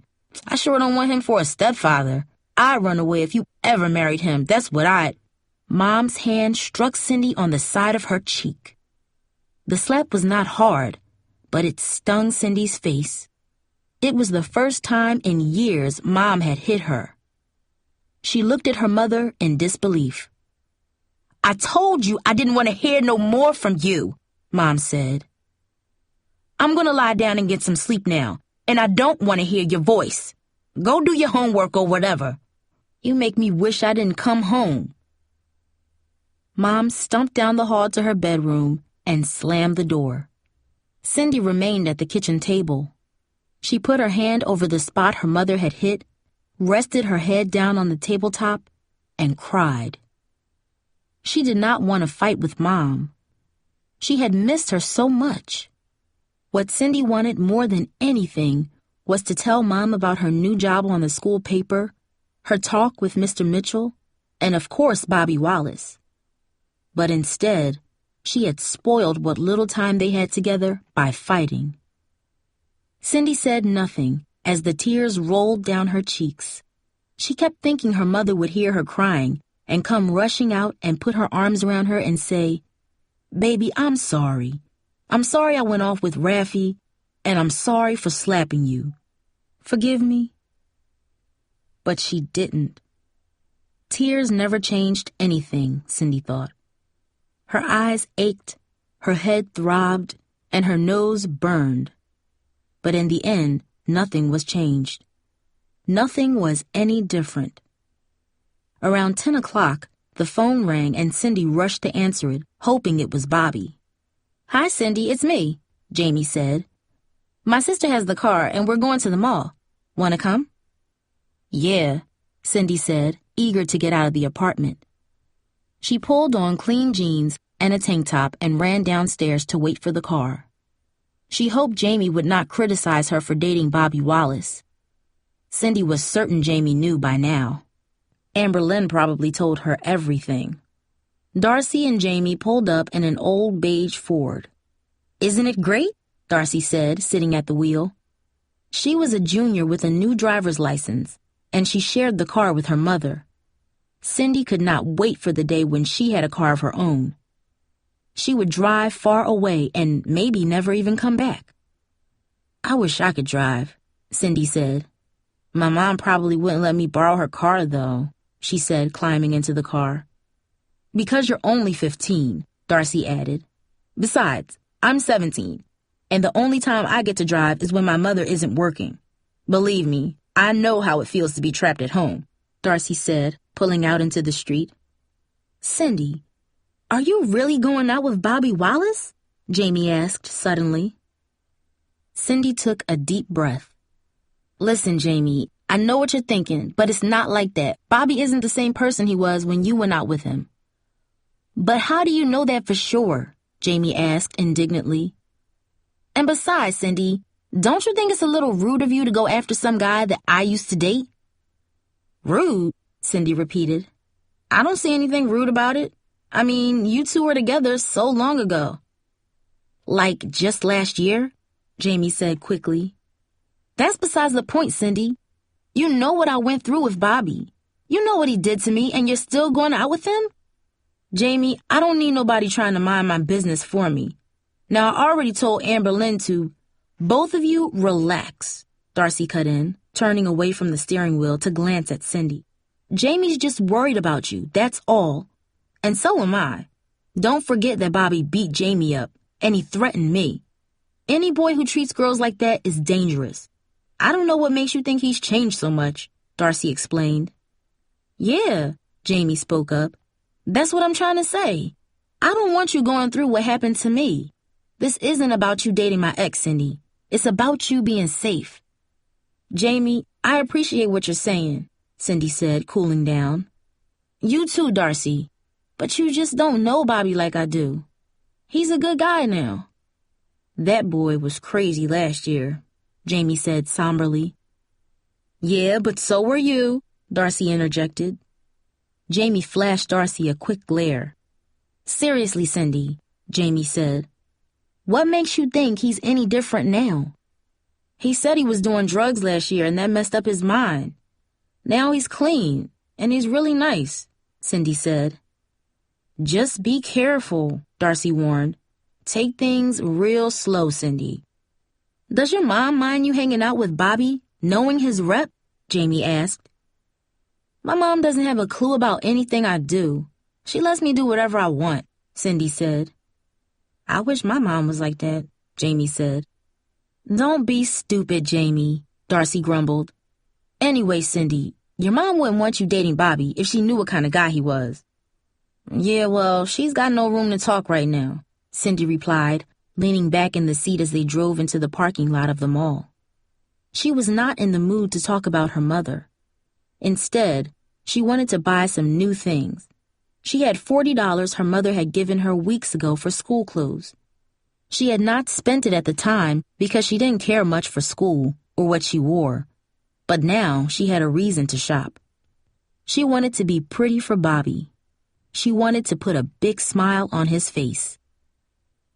As the girls walked towards the mall, Darcy kept talking about her mother, an ER nurse, was determined to make Darcy's prom dress.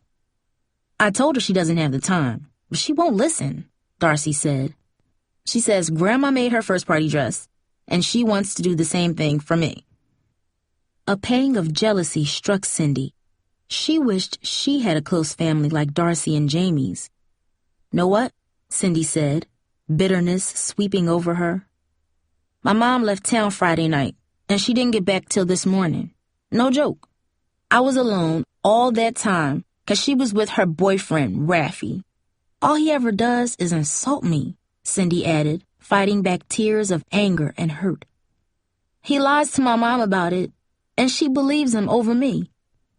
He drives his new Mercedes and wears gold chains and earrings. I think he looks like a big fool, but he thinks he's the man. Mom is crazy about him. It's like if Raffy and I were drowning, she'd go save him and let me drown. Cindy, Jamie said, that's stupid. Your mom doesn't think that. Don't you try to tell me how my mother is. You don't live with me, so how would you know? Not everyone's family is as perfect as yours, Cindy yelled, angered at how Jamie denied what she lived through each day. I'm telling you, she doesn't care about me. She wasn't always this way. I guess being in love with somebody is like being on drugs or something. Ever since Raffy came along, she's been different. It's like she wishes I would just go away so she wouldn't have to deal with me no more. Cindy looked down at her fingernails. Jamie and Darcy remained silent. Know what else? Cindy said, her voice trembling. I don't care either. I don't care if Mom doesn't love me. Not anymore. I don't need her. I just need Bobby. I think he loves me, you guys. He calls me Cinderella, and he really loves me. Jamie threw an arm around Cindy. I'm sorry, girl, she said. I'm not going to tell you I'm happy about you and Bobby, but no matter what, I will always be here for you. And so will Amber Lynn. And me too, Darcy cut in. We'll love you, with or without Bobby Wallace, Jamie said, pulling Cindy close to her and giving her a warm hug. Darcy placed her hand on Cindy's back then. Come on, Cindy. Let's shop till we drop. Together, they walked into the mall without a word, the three girls with their arms around each other. Chapter 6. The girls headed straight to their favorite clothing store, Fashion Central. Did you see what Latasha was wearing on Friday? Jamie asked. Didn't she look good? Latasha? Darcy scoffed. If you ask me, that shirt was just too small. How was she ever going to be taken seriously with her belly all exposed like that? I thought she looked nice, Cindy replied. Anyway, guys seemed to like what she was wearing. Darcy laughed. "You two need to get over that," she said. "What guys want is not always best for you. Besides, when you get to be juniors, you'll be so busy working and looking for college money that you won't even care about clothes." Cindy noticed Jamie rolling her eyes at her sister's comment. "Hey, do you like these shoes?" Jamie asked, holding up a pair of leather sneakers. "I saw a girl wearing them in a new music video." "Oh, I love them!" Cindy cried.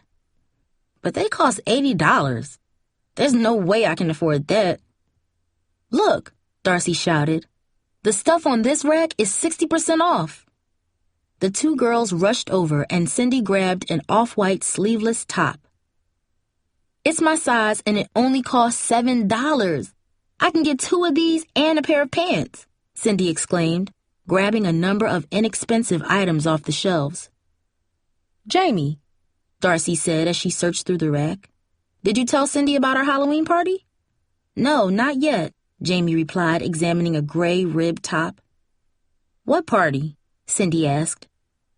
"We're having some friends over for Halloween," Darcy explained. "I told Jamie to invite you and Amberlynn. We're going to watch scary movies and eat tons of junk food. It'll be great." "Yeah, Cindy, you gotta come over," Jamie added. "We'll see," Cindy replied. "I don't know what Bobby's planning that night. He might want to do something." Jamie rolled her eyes, but said nothing. Cindy pretended not to notice her reaction. "Well," Darcy said with a pleasant smile, "just know you're invited. It's up to you whether or not you come over." "Thanks," Cindy mumbled, trying not to be bothered by Jamie's silence. For the rest of the afternoon, the girls wandered around the mall, looking at clothes, listening to music, and eating at the food court. Cindy bought 3 tops and a pair of pants with her money, and by the time she got home, her mother had already left for work. It was just as well, Cindy thought. All they would have done is bicker some more. Cindy went right to her room to try on her new clothes. Looking in the mirror, Cindy liked what she saw. Her new purple shirt and black pants fit her body perfectly. She could hardly wait to see Bobby's reaction when he saw her in them. She went through her entire closet, trying on outfits she thought Bobby would like. Cindy had never thought much of her body, but now, as she modeled her clothes, she noticed curves and shapes that were not there before. Mom was always the one with the great shape, but now, in her new outfits, Cindy could see she had a body of her own, one that Bobby Wallace seemed to like. On Monday, Cindy turned in 5 rough sketches of cartoons to Miss Abbott. "Tell me which one you like," Cindy said, "and I'll finish it for the paper." "Thanks, Cindy," Miss Abbott said, taking the drawings. She started to laugh at the first one. "I love this one already," she said, smiling. "The donuts in the food machine wearing signs that say stale. The kids will like that." "These are good too," she said, examining each of the rough pictures. "Tell you what, Cindy, finish off the first one, and I'll hold the others for later." Cindy was thrilled Miss Abbott liked her work. She couldn't wait to share the news with Bobby. It seemed as if days had passed before she finally found him at lunchtime in the cafeteria. "Bobby, you should have seen Miss Abbott laughing at my drawings. She already picked one out for the next school paper," Cindy said excitedly. "Yeah?" Bobby replied. His eyes wandered across her body. "Cindy, you look good today. How about we get together after school?" "Sure," Cindy said, beaming. Her heart pounded in excitement at his compliment. For an instant, she felt completely happy, as if nothing could ever bother her. Not Raffi, not Mom, not anything. "Where should I meet you?" she asked playfully. "Your last class is algebra, right? So just hang around there and I'll meet you." Bobby pointed his finger at Cindy and added, "Girl, each time I see you, you look better and better." Cindy felt on top of the world for the rest of the day. She could not think of anything except going out with Bobby after school. She felt so beautiful in her new top and black pants. She felt as if she sparkled. After algebra class, Cindy waited in the hall for Bobby. She felt a little foolish when Mr. Corcoran came out and noticed her standing there alone. "I'm waiting for someone," Cindy explained. After 20 minutes, Cindy began to wonder if Bobby had forgotten to meet her.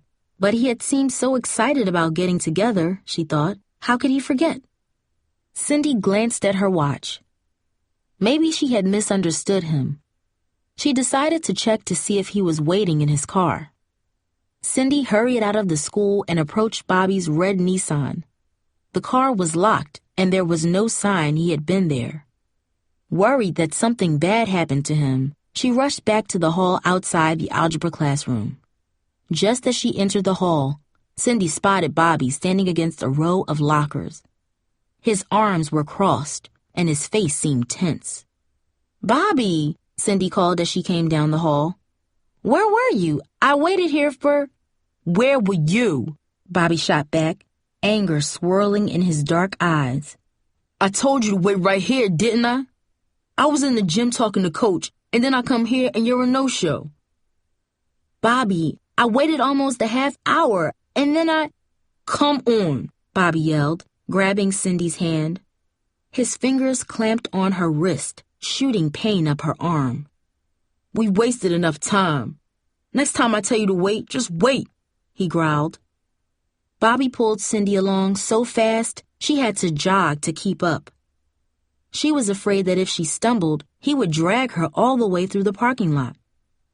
At the car, Bobby yanked open the door on the passenger side and pushed Cindy. "Get in," he said impatiently. She could see his pulse throbbing in his neck as he spoke. He seemed to be a completely different person than the one she knew. The change frightened her. As he circled around to the driver's side of the car, Cindy noticed a bruise beginning to form where he had grabbed her. Bobby sat down and started the car without a word. "Bobby, I waited for you for a long time," Cindy explained. "I don't know why you're mad. I mean, was I supposed to stand there forever? If there's one thing I can't stand, it's a girl who does something stupid and then tries to argue about it. Don't argue with me, Cindy, okay?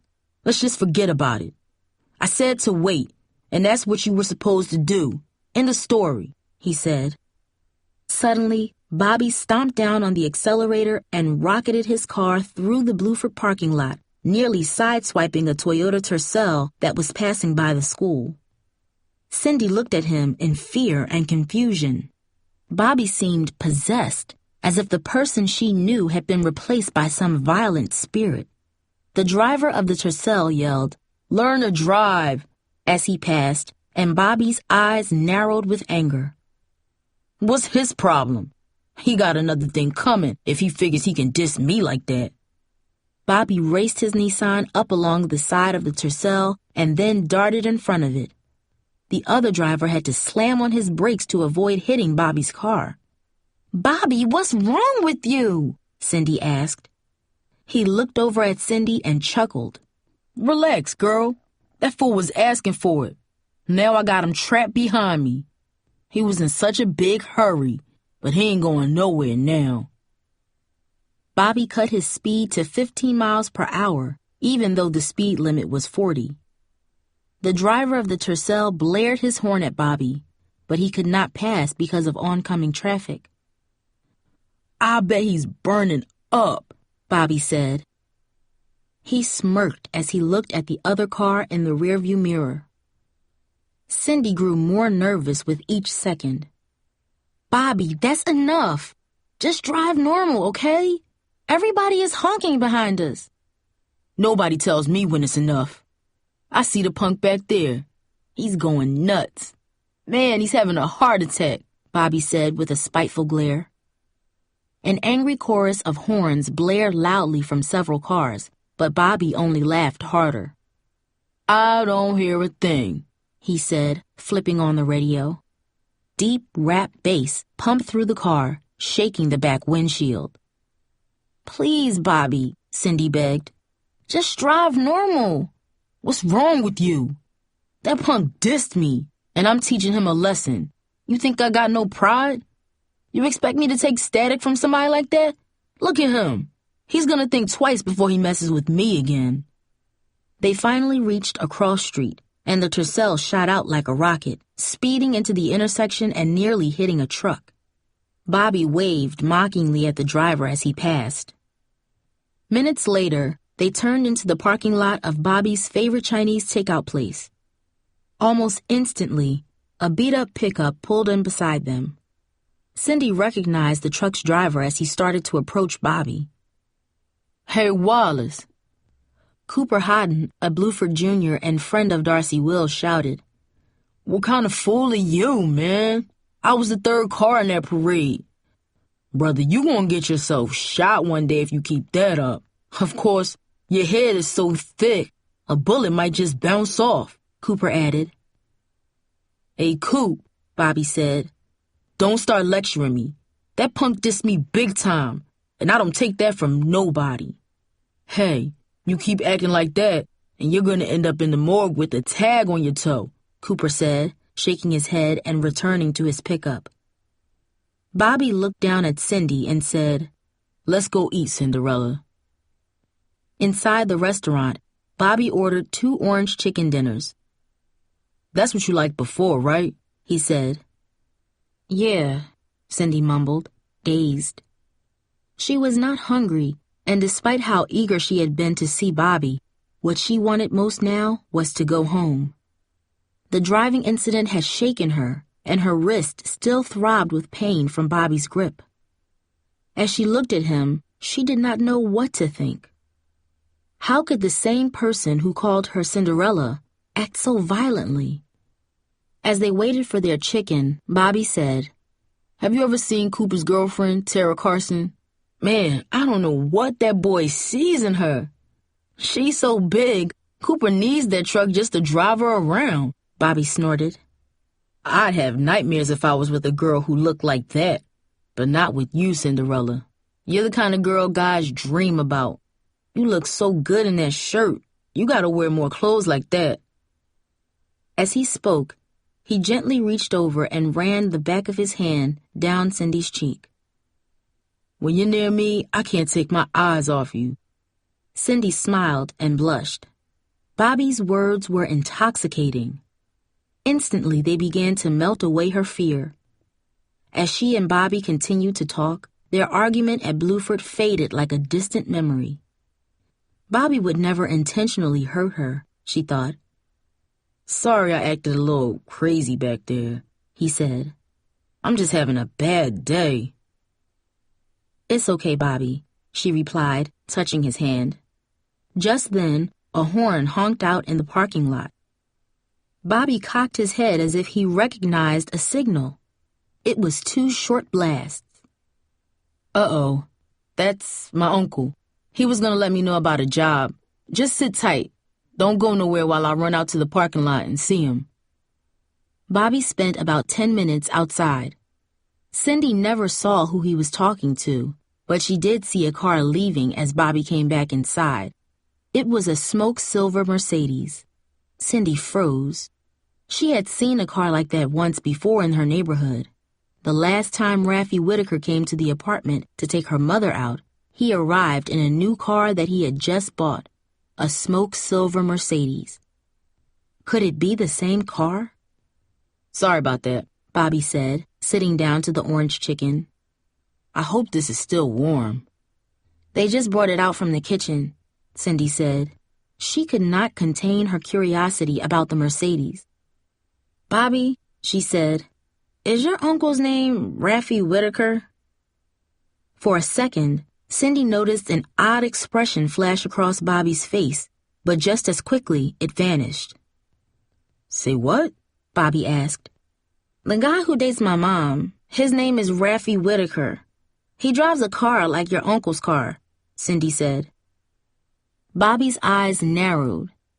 "Since when did you become a detective?" he asked. "I ain't got no Uncle Raffi, so it can't be the same person." He paused briefly. "Look, Cindy, don't go spying on my life, all right? I don't like that. Girls always want to give me static about my friends, and I'm sick of hearing it. Just 'cause I like you don't mean you can go checking up on me like an old married lady keeping a leash on her husband. Whatever, Cindy said quietly, surprised and hurt by his words. Just as quickly as he relaxed her minutes before, Bobby made her nervous again.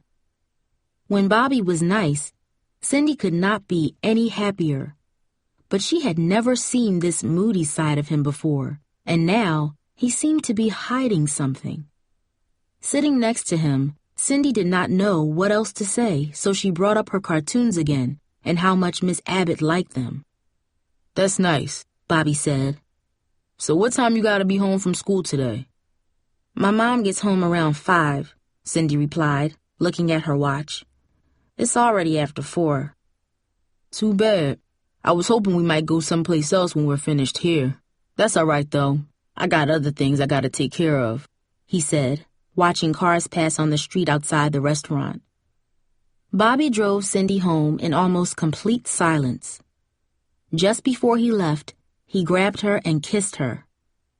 It was a rough, almost forceful kiss, one Cindy didn't enjoy.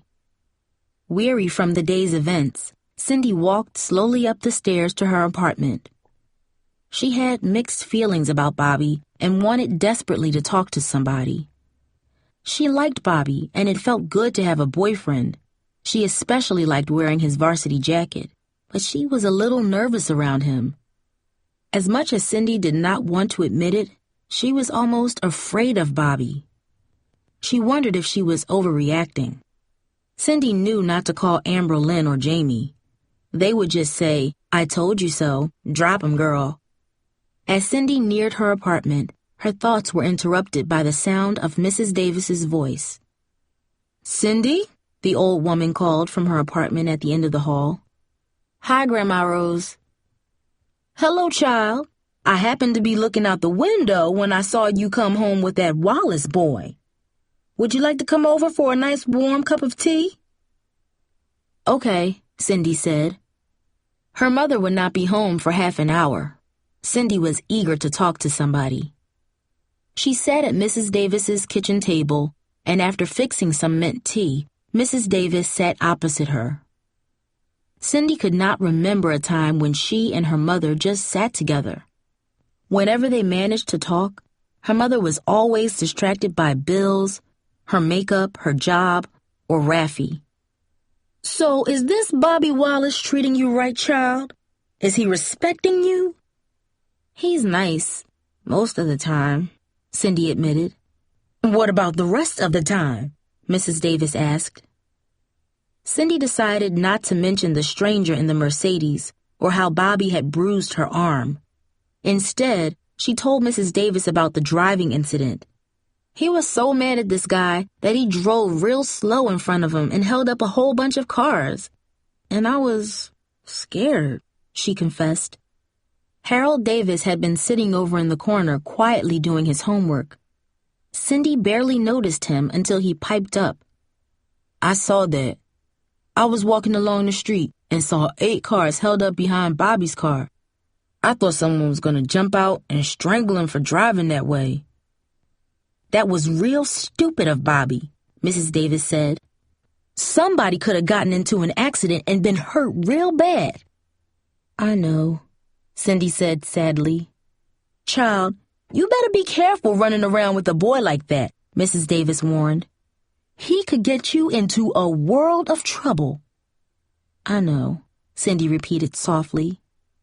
As she walked back to her apartment, Cindy thought about Bobby and the mysterious driver of the Mercedes. Rubbing the bruise on her arm, she wondered what had made Bobby behave so violently. Would he act that way again? Chapter 7. Alone in the apartment, Cindy could not shake the Mercedes from her mind. There had to be a connection between the car and Raffy, she thought. Who else in their neighborhood drove such an expensive car? She could ask Mom, but her mother would probably not discuss Raffy. Not after the fight they had. Cindy decided to try a new approach with Mom. She would cook dinner, something Aunt Shirley had once taught her. By the time her mother walked in the door, Cindy had a spaghetti dinner nearly complete. My, what a surprise, Mom said. You actually did some work for a change and didn't just sit around waiting for me to do everything. Cindy stopped herself from yelling back because she did not want to start another fight. She just wanted to find out if Raffi was the driver of the Mercedes she had seen earlier that day. Mom, Cindy said, after her mother had a helping of spaghetti, what kind of work does Raffi do? Her mother put her fork down and eyed Cindy. What are you up to? Nothing, Mom, Cindy answered. I've told you before, he is a salesman. A darn good one, too. What makes you so interested in him all of a sudden? Cindy could see her mother was in a bad mood. Maybe something had gone wrong at work or with Raffi. I don't know. You said you were going to marry him, didn't you? Cindy said. If he ever gets around to asking me, she sighed. What's the matter? You and Raffi have a fight or something? Cindy asked, drizzling French dressing on the salad she had prepared. You'd love to hear that, wouldn't you? Mom asked with a smirk. Sometimes he can be such a pain. I was sure he was going to give me a ring in Vegas, but he put it off again. I know he loves me. I mean, he's just beside himself when we don't see each other for a few days.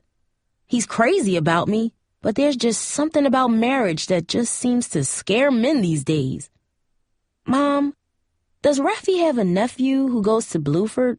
Cindy asked, thinking about what Bobby said about the man in the Mercedes. Her mother looked puzzled. She twirled some spaghetti on her fork and thought for a second. Then she shook her head. Raffi doesn't have any brothers or sisters, so he couldn't have a nephew. I thought I saw Raffi's car at the Chinese takeout this afternoon. Whoever it was had a smoked silver Mercedes, and I've never seen another one of those around here. It couldn't have been Raffi. He's been out of town for 2 days. He had a sales convention in Los Angeles. He made a big presentation and everything, her mother said. Oh, Cindy responded, dismissing her suspicion of the strange Mercedes. It must have just been a coincidence, she concluded. What's that? Her mother asked, pointing to the bruise on Cindy's wrist. Nothing, Cindy answered quickly. I bumped myself when I was getting something out of the closet. Cindy moved her arm as she spoke, so her mother would not stare at the bruise. There was no way she was going to tell her mother what Bobby did. So, do you want some ice cream? Cindy asked, changing the subject. Cindy, you know I can't eat sweets. They go right to my hips, and Lord knows they don't need to get any bigger. That reminds me, I saw your cousin Teresa today. She came into the restaurant with her boyfriend, her mother said. She didn't look so good. If I didn't know she was 24, I'd say she was about 40 years old. She looks like she lost about 20 pounds. If you ask me, I think she's into drugs again, too, her mother added, shaking her head. Drugs are everywhere in this neighborhood these days. Raffi and I keep talking about leaving this place for good as soon as we get married. Cindy thought about her mother's plan. There was no way she was going to live with her mother and Raffi. Keeping her thoughts to herself, Cindy scooped some ice cream into a bowl. She was happy to talk to her mother, even if she was not being totally honest. It felt good to see her without yelling or slamming doors. Cindy wanted to tell her what had been happening at school with Miss Abbott and with Bobby. Hey, Mom, do you want to stay here tonight and rent a movie or something? She asked, hopefully. I can't just sit and watch a movie, her mother replied. I'm going over to the mall to get some new clothes. My outfits just don't fit the way they used to. When we were in Vegas, Raffi kept teasing me about it. He kept saying, "Come on, Pudge." I wore that bare midriff outfit I bought, the one I thought I looked so good in. I just kept oozing out of it, and Raffi needled me the whole time. As she spoke, she shook her head as if to dislodge the memory. Raffi's mean, Mom. He's got a mean streak, Cindy insisted. Oh, no, he does not. He just likes to tease, Mom snapped. He has a way of figuring out what really bothers somebody, and then he shoves it in your face, Cindy said. That's mean. You're not fair, Cindy. You never give Raffy a chance. He's a sweetheart. He just likes to kid around, that's all, she said. Well, I gotta go. Thanks for making dinner. Mom, maybe I could tag along, Cindy suggested. We never go out together, and maybe it'd be fun if... Not tonight, Cindy, her mother said. Just rent your movie and call a friend over. See, Raffy said he'd be back tonight, and we decided to meet at that restaurant across from the mall. Since he's just getting back from the convention in L.A., I think it's best if the two of us have some quiet time together. I better get ready.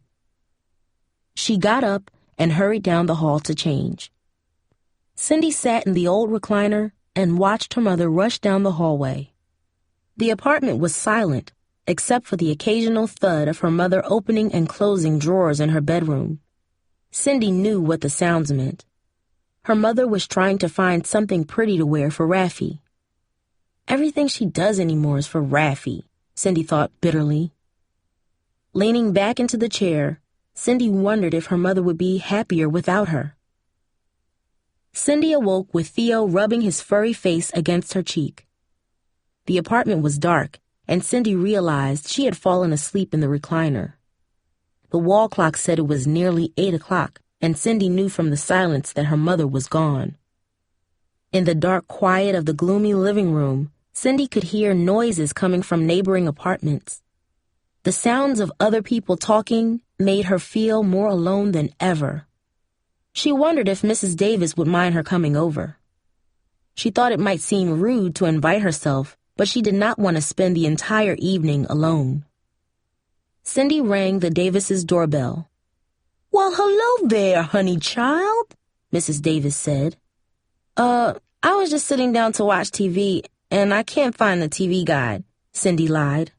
"I was wondering if you had one that I could borrow." "Come on in and watch TV with us," replied Mrs. Davis warmly, swinging the apartment door wide open.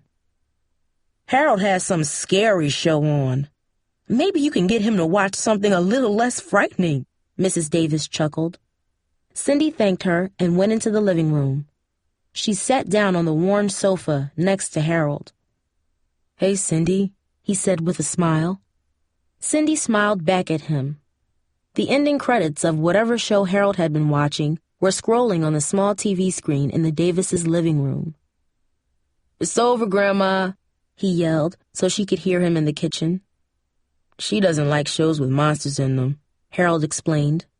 "But I tell her there's nothing in a fake TV show that's scarier than things in the real world." He grabbed a nearby paper plate filled with cookies and held it towards Cindy. "Try one. Grandma made them. They're real good." Cindy took a chocolate chip cookie from the plate and ate it. Harold was right. The cookie was warm and sweet, and somehow it tasted as if it had been made with love. There was no such love in TV dinners, Cindy thought. Mrs. Davis came into the living room then. "There's a nice show on tonight about these angels that go around performing miracles, Harold," she said. "You young people should really watch programs like that, instead of all that cussing and killing they show on TV." Harold looked at Cindy and grinned. The more she was around him, the less shy he seemed.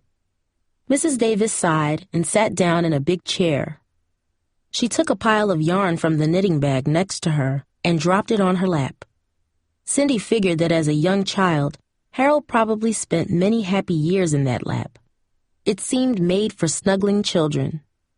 Cindy reached for another cookie and noticed Harold staring at the bruise on her wrist. A strange look crossed his face, but he did not say anything. Mrs. Davis followed his gaze for a second and then interrupted the awkward silence. "So, which classes do the two of you have together?" "We both have English with Mr. Mitchell, and we have history together too," Harold said. "Mr. Mitchell's the nice teacher I told you about who wears the really weird clothes." "Did you see him on Friday? He wore a red shirt and a purple tie." "He looked a little like a clown," Cindy said, shaking her head. "But he's real cool. If you need to talk about something, he'll always take time to listen." "Just don't ask him for advice on how to dress," Harold said with a smile. "He sounds like the kind of teacher kids need. I wish there were more like him, Mrs. Davis said. Back in my day, all the teachers took time out to sit down with students and talk, just like parents would. Nowadays, everything has changed, so it's a shame. Seems like too many teachers today just sit back and let the kids run wild. Cindy, didn't you say you're drawing for the Bluford Bugler? Harold asked, suddenly changing the subject. Yeah, Cindy replied. Why? I was wondering if I could see your drawings sometime, Harold said. You can see them anytime, Cindy said excitedly, happy that he was interested in her work. We can go right now if you want. Grandma, I'm going to go over and see Cindy's work, Harold said. Okay? Go on, Mrs. Davis laughed, waving her hand in the air. Give me a little peace, she chuckled to herself, the knitting needles working back and forth in her strong, dark hands. Cindy turned to Harold as soon as they stepped into the hallway. I love your grandma, she said. Yeah, she's great, he said. Sometimes I think she's a little nosy, but that's because she's always watching out for people, making sure everybody's okay. Every day she looks out the window to keep an eye on what's going on in the neighborhood. She thinks it's her job or something. I wish I had someone watching over me like that, Cindy said. Don't worry, Harold replied. She watches you too. Cindy smiled. She liked the idea that someone cared about her, even if her mother didn't. As soon as they entered the apartment, Cindy ran into her room and grabbed her scrapbook. Some of these are old, she said, handing the book to Harold. I've been drawing since I was a kid. Wow, you're really good, Harold exclaimed, leafing through the book. I had no idea you could draw like this. Thanks, Harold. Cindy was excited to have someone to show her work to. When he finished looking at the sketches, Harold stood up and started to walk around the living room. I'm really glad you let me see your drawings, Harold said, pacing back and forth. He seemed nervous. At one point, he started to say something, but then stopped himself. What's wrong, Harold? She asked. I noticed your wrist when we were at my place, he stammered. It's pretty bruised. Oh, it's nothing, Cindy blurted out. See, I was reaching for something in my closet, and I hit my wrist. Harold stared at Cindy. She could see in his eyes that he did not believe her. Cindy stopped speaking and turned away from him. She wanted to shift Harold's attention from her wrist to something else. Anything else. You're going out with Bobby Wallace now, aren't you? Harold asked. Yeah, she admitted reluctantly, afraid of what Harold would say next. When Jamie went out with Bobby, she had bruises like that, Harold said, pointing to her wrist. Oh, I get it. So now you're going to be like everybody else and tell me to stay away from him, right? Cindy replied. Harold paused briefly as if he was searching for the right words. Cindy, that kid is no good. He don't bring girls anything but trouble. When I was in middle school with Jamie, I'd see her going with him, he continued. She was only in 8th grade and he was a junior at Bluford. Harold, I know what you're trying to say, but Bobby didn't mean to hurt me. He's just strong, that's all, she explained. But if I were you, Harold replied, But you aren't me, Harold, Cindy yelled. This really isn't any of your business. Everyone keeps telling me what I should do, but no one ever asks how I feel or what I want. Not you, not Jamie, not Mom. You don't know me, Harold. Right now, Bobby is the best thing I got. Better than school, better than this nasty apartment, better than anything. Cindy could see that her words stunned Harold. For a second, he did not say anything. Then he looked at her. I'm sorry, Cindy. I just don't want to see anything bad happen to you, that's all. I appreciate that, Harold. But Bobby's been really nice to me. He's even letting me wear his football jacket. Honest, he's nice, Cindy said, unsure whether she believed what she was saying. Harold took a long breath. Well, if you ever want to talk to someone, he said, I'm only down the hall. Thanks, Cindy said, hoping he was not going to pressure her any further. "I'm sorry I snapped at you, Harold. You're really nice." "It's okay. I asked for it," he said, looking around the room as if he wanted to change the subject. His gaze stopped at the clown sculpture on the coffee table. "What's that?" he asked. "Isn't that the ugliest thing you ever saw? Raffi got it from Mom. I bet he got it at a junkyard for 50 cents or something. But Mom acts like it's some wonderful, expensive masterpiece 'cause it's from him," Cindy said. Harold picked up the clown sculpture for a closer look. "Who did you say bought this?" "Raffi Whitaker, my mom's boyfriend. He's always buying her ugly stuff." Harold looked at Cindy as if she had just insulted him. Without saying a word, he stepped back and placed the clown back on top of the coffee table, shaking his head. "Harold, what's wrong?" "Raffi Whitaker? Is he really your mom's boyfriend?" "Yeah, do you know him?" Cindy asked. "I know of him," Harold said. "He's a drug dealer." Chapter 8. Harold's words cracked through the room like a thunderclap. Cindy felt as though the living room floor shifted beneath her feet, as if the whole world had somehow lost its balance. "What?" Cindy gasped. "I thought you knew. How else do you think he pays for everything?" Harold asked with widened eyes. "I don't mean to be rude, but what's your mother see in a guy like that?" Harold inquired. "She seems like a pretty sharp lady." Cindy didn't want to talk anymore. She closed her eyes tightly, trying to block out the images she was seeing in her mind. Raffi and Mom together in a drug bust. Mom using drugs again. It was all too painful to think about.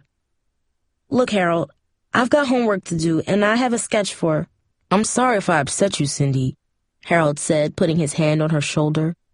"Do you want to work at my grandma's place?" "No," Cindy replied. "I just need to be by myself for a while. Tell your grandma that I'm sorry, but I just want to stay here." "Okay. Well, I guess I'll see you later," Harold said, hurrying to leave. Back in her apartment, Cindy thought about what Harold had said. Even though she had no real proof, Cindy knew his words were true. Since the day she met Raffi, she had not trusted him, sensing all along that he was secretive and dishonest. What disturbed her most was not that Raffi was selling drugs, but that Mom was still planning to marry him. Cindy was not sure whether her mother knew the truth about Raffi, but she knew she had to confront her as soon as possible. She decided to wait on the couch until her mother came home. It was close to midnight when Cindy heard her mother's keys jingling against the apartment door. "Cindy," Mom grumbled as she walked in, "tomorrow's a school day. Why are you still up?" "Mom, I gotta talk to you," Cindy said. "It's really important." "Now what?" her mother groaned. "I've already had a bad day. Rude customers, Raffi not showing up at the restaurant. Now I gotta hear one of your problems?" Cindy swallowed hard. "Mom, Raffi is a drug dealer." Cindy's mother dropped her coat and glared at her daughter. "Girl, shut your mouth. You want me to slap you? How dare you say such a thing? I can't believe you're so jealous of him that you make up lies like this." "Mom," Cindy cried desperately. "I'm sick of hearing you talk bad about Raffi," Mom yelled. "Now you're making up lies about him. This has got to stop. It just has to stop." "A guy from school told me everybody knows Raffi's a dealer," Cindy explained. "Well, everybody is wrong. People are always spreading rumors about Raffi because they are jealous of how successful he is. Raffi's a good man, Cindy. Don't you spread lies about him, and don't you ever repeat to me the garbage you hear. Understand?" "Mom," Cindy pleaded, tears in her eyes. "It's the truth." "I don't want to hear another word about it. Understand? I'm tired, and I'm going to bed." She hurried down the hall and slammed her bedroom door. Tears were streaming down Cindy's cheeks by the time she reached her bedroom. She crawled into bed and buried her head in her pillow. It was just a matter of time, Cindy thought, before Raffi would get someone arrested or killed. Maybe it would be Mom. Frightened, Cindy trembled in her dark bedroom for hours, the silence interrupted occasionally by the distant howl of a faraway police siren. The next morning, Cindy and Mom exchanged no words at breakfast. Cindy could tell her mother was still bitter about the previous night's discussion. The tension in the small kitchen was so thick that Cindy was glad to sling on her backpack and get out of the apartment, even if she was going to Bluford. On the way to school, Cindy wondered what she should do. Her mother would not listen to her, and she could think of no one who could help her. Then, as she approached Bluford, Cindy saw Bobby arriving at school in his Nissan. Maybe he would be able to help, she thought. Yet as she walked up to his car, she thought of him leaving the Chinese restaurant to talk to the mysterious man in the Mercedes. Was there a connection? She wondered. "Hey, Bobby," she said quickly. "Listen, I have something important to tell you. I found out that Raffi Whitaker, the guy my mom is dating, is a drug dealer. I'm so scared." Bobby sat there a moment, expressionless, and then slowly got out of the car. His silent reaction made her even more desperate. She knew he was hiding something from her. "That was Raffi you were talking to in the parking lot the other day, wasn't it?" Cindy asked, tears in her eyes.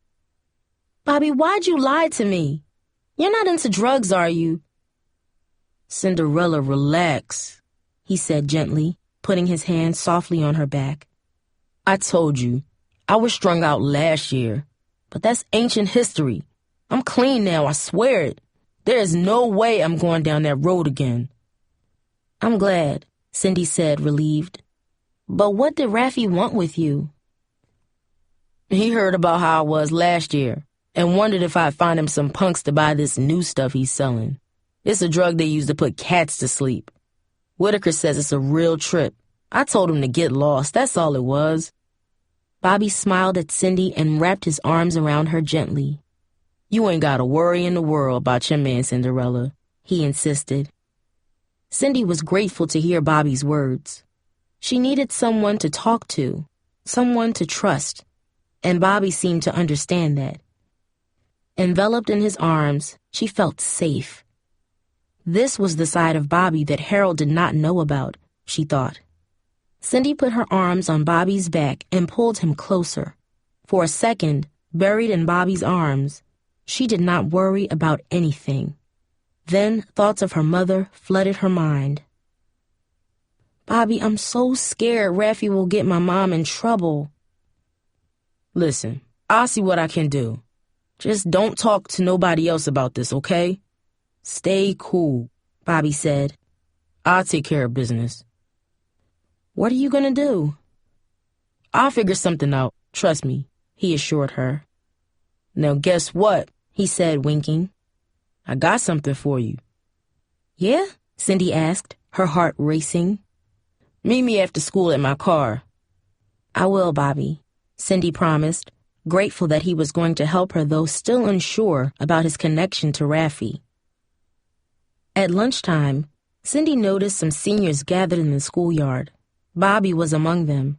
Next to him were Andre Watkins and Pedro Ortiz. They had reputations as troublemakers and druggies.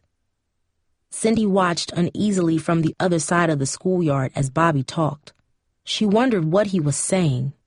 Perhaps he was warning the other kids about Raffi and his new drug.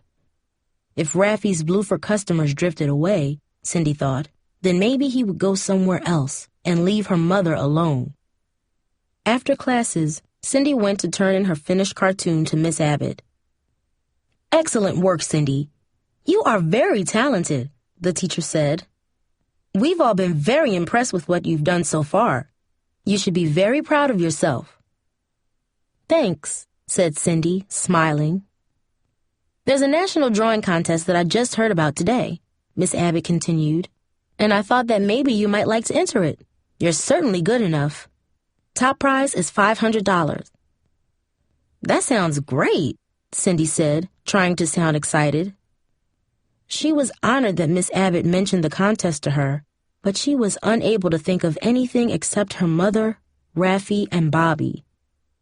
"Well, I'll get you all the information." The teacher smiled. "We can fill out the paperwork together. Just gather your best work to enter." Cindy thanked Miss Abbott quickly and left, explaining that she had another meeting to go to.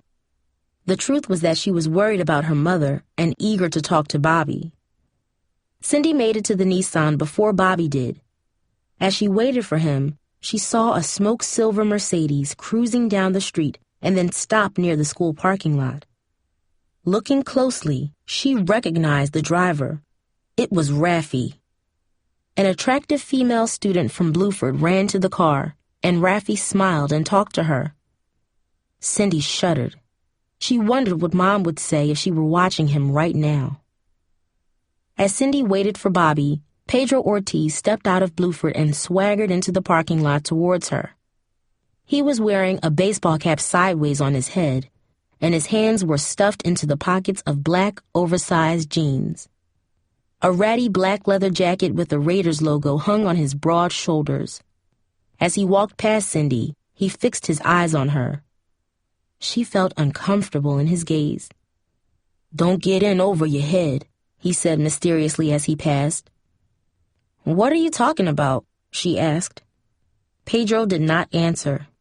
Instead, he continued walking casually towards the Mercedes. As he neared the end of the parking lot, the Mercedes cruised away. Pedro stopped where he was and mumbled something under his breath. Then he turned and headed back towards school. Bobby came along as Pedro was walking away. The two boys nodded but didn't say a word. When Bobby reached Cindy, she said, "That guy gives me the creeps." "Pedro? He's cool. He's just a homie, Cinderella," Bobby said. "He on drugs too?" Cindy asked. Bobby smiled. "Girl, you gotta calm down. Just go with the flow." Cindy was not satisfied with that answer. How could she relax when her mother wanted to marry a drug dealer who cruised the local high school? Frustrated, she plopped down in the Nissan. "Where are we going?" "Down to the ocean, baby," he said. "We're gonna park and walk down on the sand. It might do you some good to get away for a little while. You need a break." Despite her anxiety about her mother, Cindy liked Bobby's idea. It was only 3 o'clock, so they had plenty of time to go and come back before it got late. Besides, Cindy thought, even if she wanted to talk to her mother again, she would have to wait a few hours for her to come home from work. She'd rather be with Bobby at the beach than alone in the empty apartment. "Let's go," she said excitedly. When they got to the beach, Bobby spread a huge towel on the sand. It was a cool day, and there were a few people around. Cindy sat on the towel with Bobby's arm around her, watching the waves roll in from the horizon. "It's so pretty here," Cindy said, listening to the rhythmic crashing of the waves. "I'd love to have a house right here. I'd wake up to the sun shining off the ocean and go to sleep listening to the sound of the waves." "Who knows?" Bobby said. "Maybe someday I'll be rich. Who says it can't happen? Coach says I could go pro after college. First thing I'd do is build you a house on the beach, no matter how much it costs." "Bobby," Cindy said, shaking her head. She couldn't believe he was talking about their future. She liked the thought of them still being together in the days to come, but as she thought about the future, her mind drifted back towards her mother. What would the future bring for her, Cindy wondered. Cindy wrapped her arms around her knees and looked out over the crimsoned water. The sun was beginning to set. "It's getting late," she said sadly. "I better be getting home soon." Bobby reached in his pocket and handed her a small, wrapped box. "Here's the surprise I promised you," he said. "Bobby!" Cindy exclaimed. "What did you buy?" She had never received a gift from a boy. Her hands trembled as she fumbled with the ribbon and opened the box. A golden bracelet sparkled in the dimming sunlight. "A bracelet? Oh, it's beautiful!" Cindy cried, pulling it out of the box. "I've never owned anything as nice as this," she said. It was so rich-looking, so delicate, with 3 little charms hanging on it. One was a heart, the second was an arrow, and then a tiny letter B. Cindy's hands were trembling so much she could not put the bracelet on. Bobby reached over gently. "Here, let me help." "I can't believe you got this for me," Cindy said. "I'm so happy I could die." "You don't want to do that," he laughed, delighted by her reaction. It was 6:30 when Bobby finally dropped Cindy off at home. Before she left his car, she gave him a long kiss. It was their nicest one so far, and her heart raced with excitement. When Cindy stepped out of the car, she felt so happy that she almost forgot her problems with her mother. But as she approached the apartment, her worries came rushing back. What should she say to her mother about Raffi? Cindy slowly opened the front door, hoping her mother would be in a good mood. "Hey, ugly mugly," said a familiar voice. It was Raffi, sitting on the living room sofa. "You looking for a bag for that face?" he sneered. Cindy heard her mother rattling dishes in the kitchen. She was unable to hear anything Raffi said. Instantly, Cindy's pulse started to throb, and her palms began to sweat. She wanted to call the police, or somehow force her mother to see the truth about Raffi, yet Cindy knew she had no proof, and her mother would not listen to her. For a moment, the two stared at each other in icy silence. "What you gonna do, ugly mugly?" Raffi challenged. As she looked into his cold, dark eyes, Cindy's anger grew. Sitting on her couch was a man who had insulted her, lied to her mother, and risked destroying their fragile family. "I know you're a drug dealer," Cindy said in a low, angry rasp. "I don't care what happens to you, but you better not get my mom in trouble," she warned. "Whoa, you got some mouth on you, girl," Raffi said, twirling one of the gold chains around his neck. "You best watch that mouth, or you might be picking your teeth out of your lap. You get my meaning?" Just then, Cindy's mother came in with a plate of cold shrimp and crackers, Raffi's favorite snack. "Hey, Cindy," her mother said. "Why don't you have some shrimp with Raffi and me?" Cindy did not even acknowledge her mother. She glared quickly at Raffi, rushed to her bedroom, and slammed the door so hard the walls trembled. From her room, Cindy heard her mother laugh nervously and try to smooth over Cindy's behavior. "Oh, Raffi, she's just being a teenager, that's all. I swear, sometimes I think all mothers should get a warning about how their adorable babies can turn into teenage monsters." Raffi chuckled. "She's just going through some growing pains right now. She'll get used to me," he assured her. "She don't have any other choice," he added. "That's right, baby," her mother said. "That's right." Cindy flopped onto her bed and stared at the ceiling. She felt as if she was locked in a jail cell, one which she would never escape. Chapter 9. The next day, Cindy decided she had to talk to someone about Raffi. Instead of going home after school, she went directly to Mrs. Davis's apartment. Harold was not home yet when she arrived. Mrs. Davis answered the door and brought Cindy to the kitchen. "Sit down, honey child, and help me wait for this pumpkin pie to finish baking," Mrs. Davis said. The rich, sweet scent of the pie filled the apartment and the outside hallway with a heavenly fragrance. Cindy sat down nervously and took a deep breath. "Cindy," Mrs. Davis said with a warm smile, "what's wrong?" "Grandma Rose," Cindy groaned. "This guy my mom is dating, Raffi Whitaker, he's a drug dealer. I told Mom, but she won't believe me. I'm so scared." Mrs. Davis shook her head sadly. "Child, that Whitaker's been dealing drugs in this neighborhood for a long time. From what I hear, he's got school kids working for him. I told the police months ago. The sergeant I spoke to wrote down everything I said. He was a nice man, but nothing happened. I pray to God somebody stops Raffi Whitaker before he puts some child in an early grave. Cindy noticed Mrs. Davis looking at her new bracelet. "It's from Bobby," she said.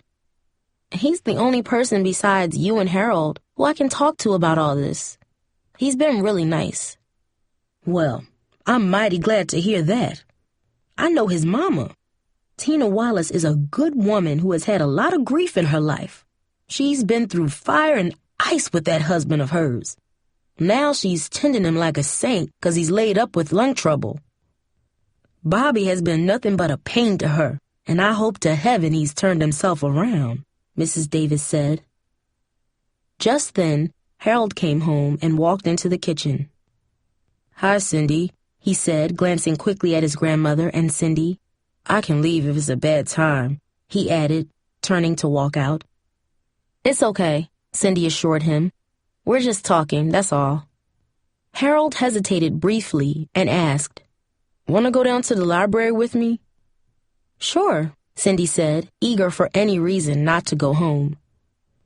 "You know that project in Mitchell's class where we gotta pick somebody who overcame great odds to become a success?"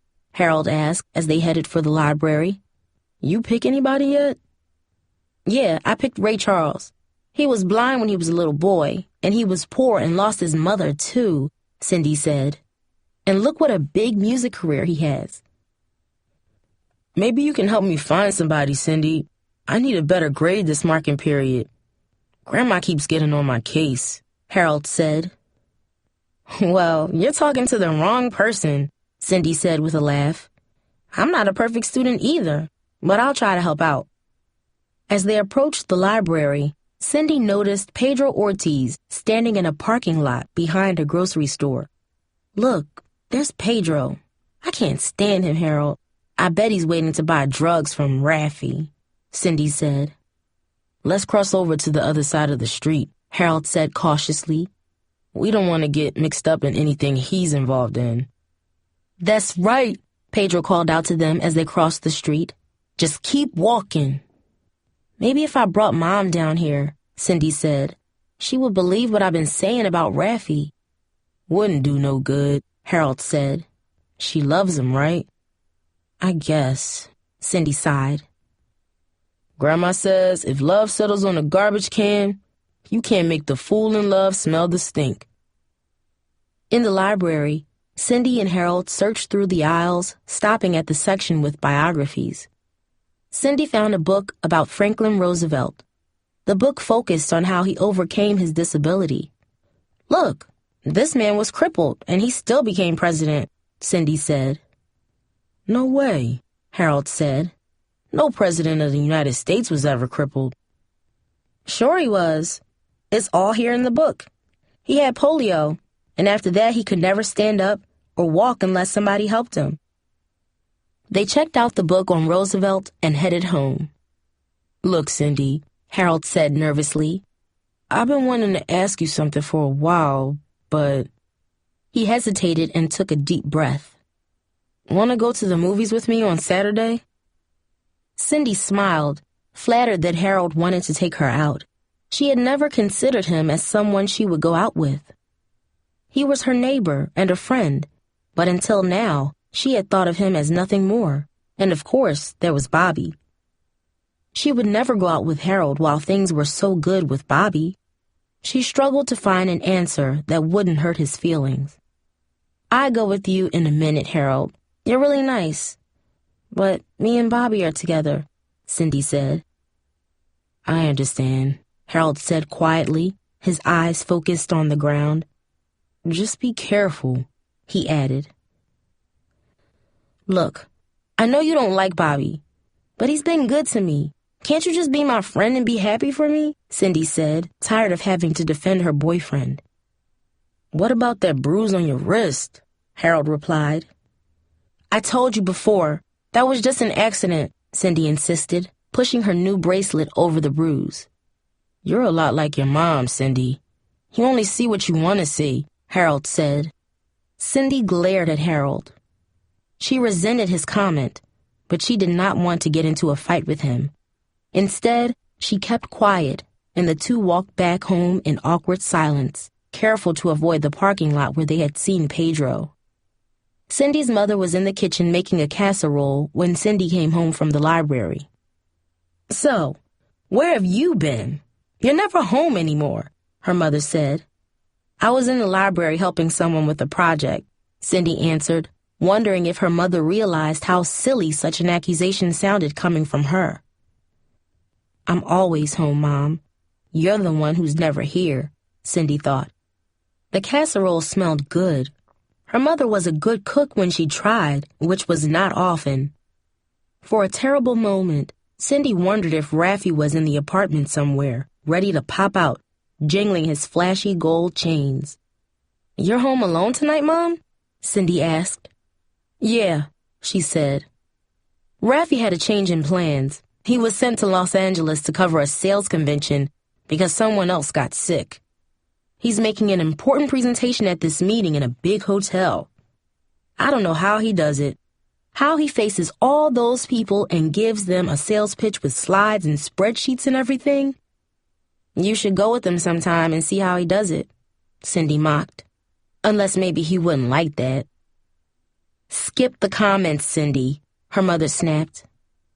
"I know you hate Raffi, but that's your problem. You're just going to have to accept that he's my man, and soon he's going to be my husband." As she spoke, she raised her left hand. A sparkling gold ring with a large diamond glistened on her finger. "Next year, you're going to have yourself a stepfather." "What?" Cindy gasped. "Raffi proposed last night and said we would get married sometime next year," her mother said with a big smile. Cindy stared at the ring in disbelief. Her knees felt as if they were about to buckle, and twisted thoughts tumbled through her mind. For an instant, she imagined introducing Raffi to her teachers. "This is my stepfather, the drug dealer." Why are you going to do that, Mom?" Cindy asked, her voice desperate and broken. "Oh, for once, be happy for me, Cindy," her mother chided. "I'm getting old. You don't know what it's like to be my age and not settle down yet. I don't want to be old and alone." "Mom," Cindy moaned in frustration, "you're not alone. You have me." But as she spoke, Cindy knew her words would not be enough to change her mother's mind. Mom turned and faced her daughter. Cindy could see her mother was touched by what she had said. "Cindy, this isn't only about me. It's also for you. You deserve a man around the house, and who knows, maybe with Raffi's money we can send you to college. You'd be the first in our family to go," she said. "I don't want Raffi's money or his help," Cindy insisted. "He's a drug dealer, Mom. I'm sure of it." "Don't start that talk around me, girl, especially not now. You're not going to ruin this for me, Cindy. I won't let you," she growled and stormed out of the kitchen. Angered and saddened, Cindy went to her bedroom. As the dismal evening wore on, Cindy drew a series of sketches showing Bluford surrounded by monsters who preyed on kids. The creatures were on the streets, hanging on corners, and their faces vaguely resembled Raffi and Pedro. One victim, a girl caught in the clutches of a twisted figure, had Cindy's face. When Cindy arrived at school Thursday morning, Bobby was waiting for her. "What's up, Cinderella?" he said, throwing his arm around her and giving her a kiss in the middle of the crowded hallway. "Hi," she said with a smile, unprepared for his sudden affection. "We're going out tomorrow night," Bobby said. "It's Halloween, so we gotta do something together." "Okay," Cindy replied, shrugging her shoulders. With all the distraction at home, she had forgotten about the holiday. "You know, Jamie and Darcy invited me to a party at their house. They're gonna watch—" "We ain't going there," Bobby interjected. "A bunch of people I know are headed to that club, the Dungeon.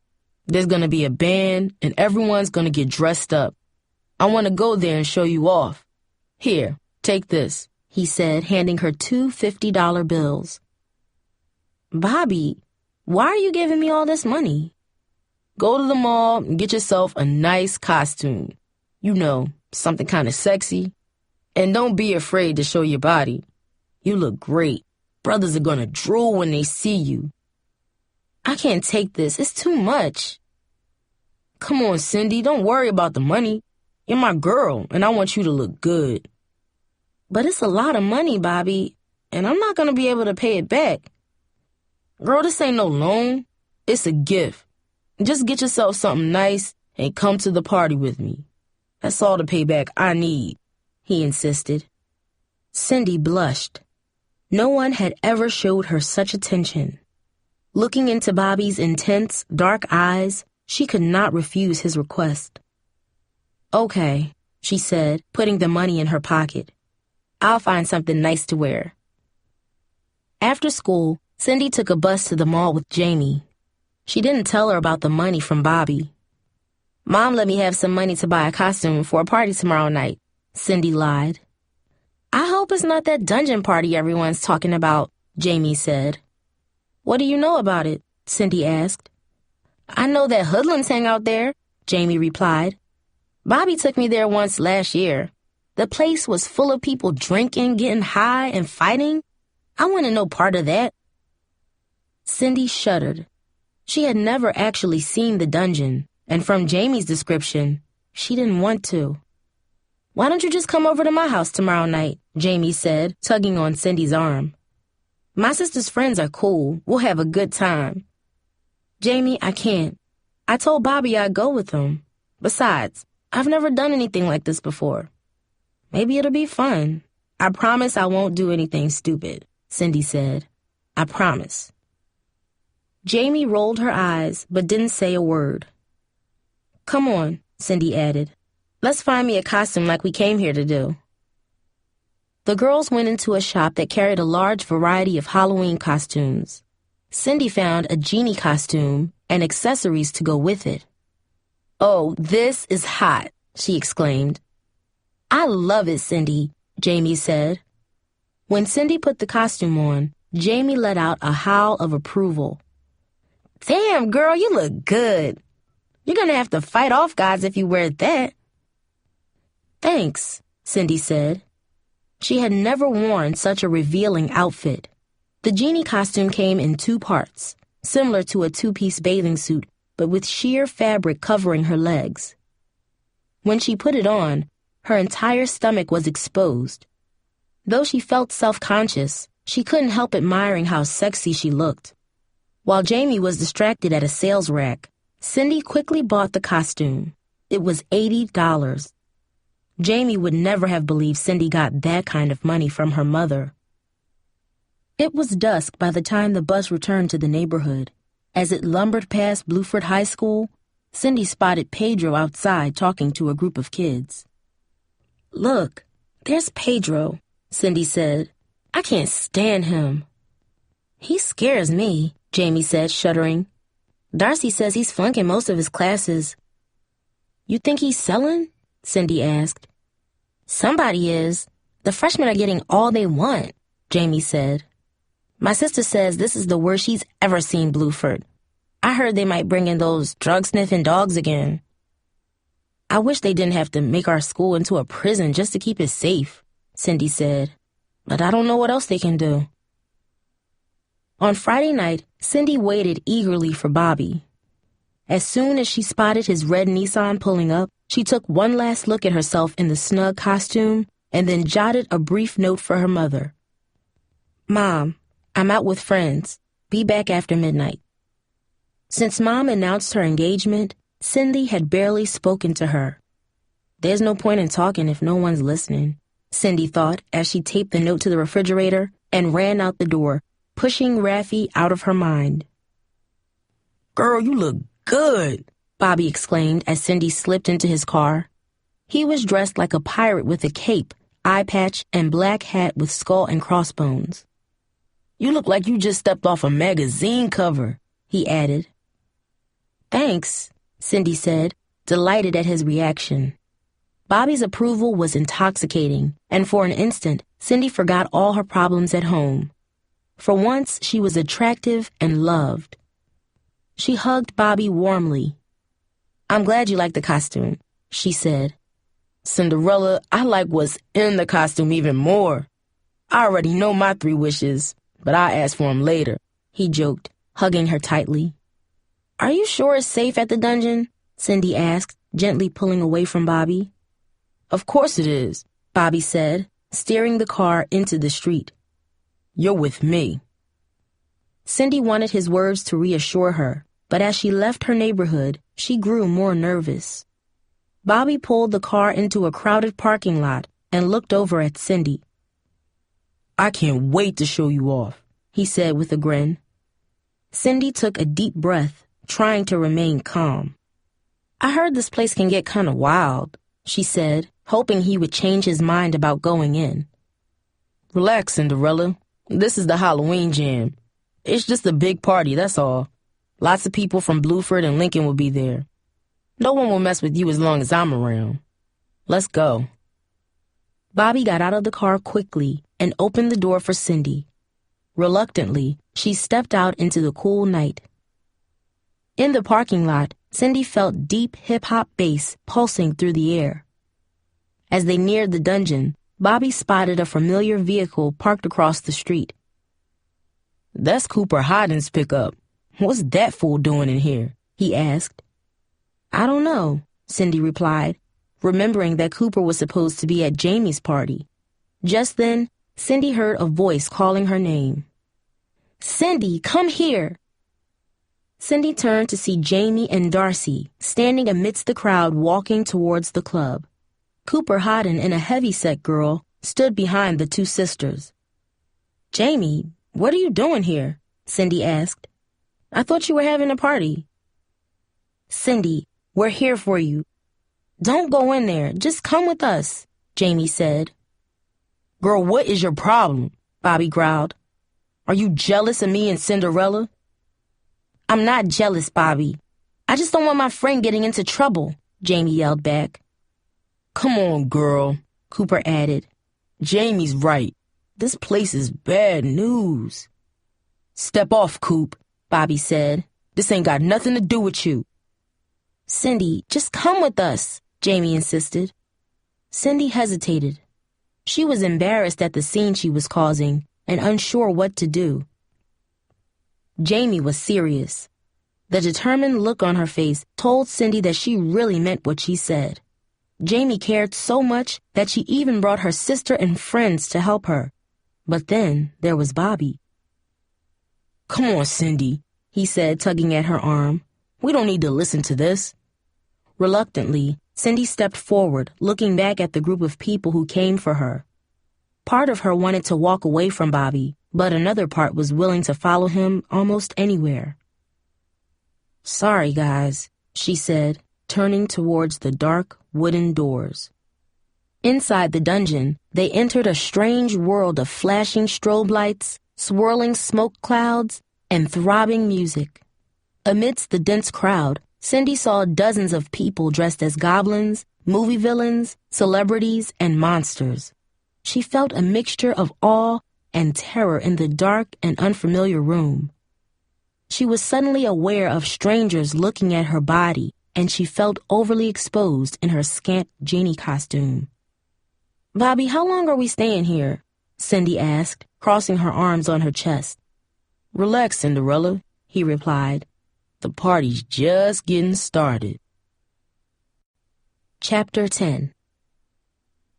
Marijuana smoke hung heavy and thick in the stuffy air of the dungeon. Cindy saw several unmasked Bluford students circling around the crowded dance floor. In the distance, she noticed a corridor which appeared to lead to another large room lined with tables.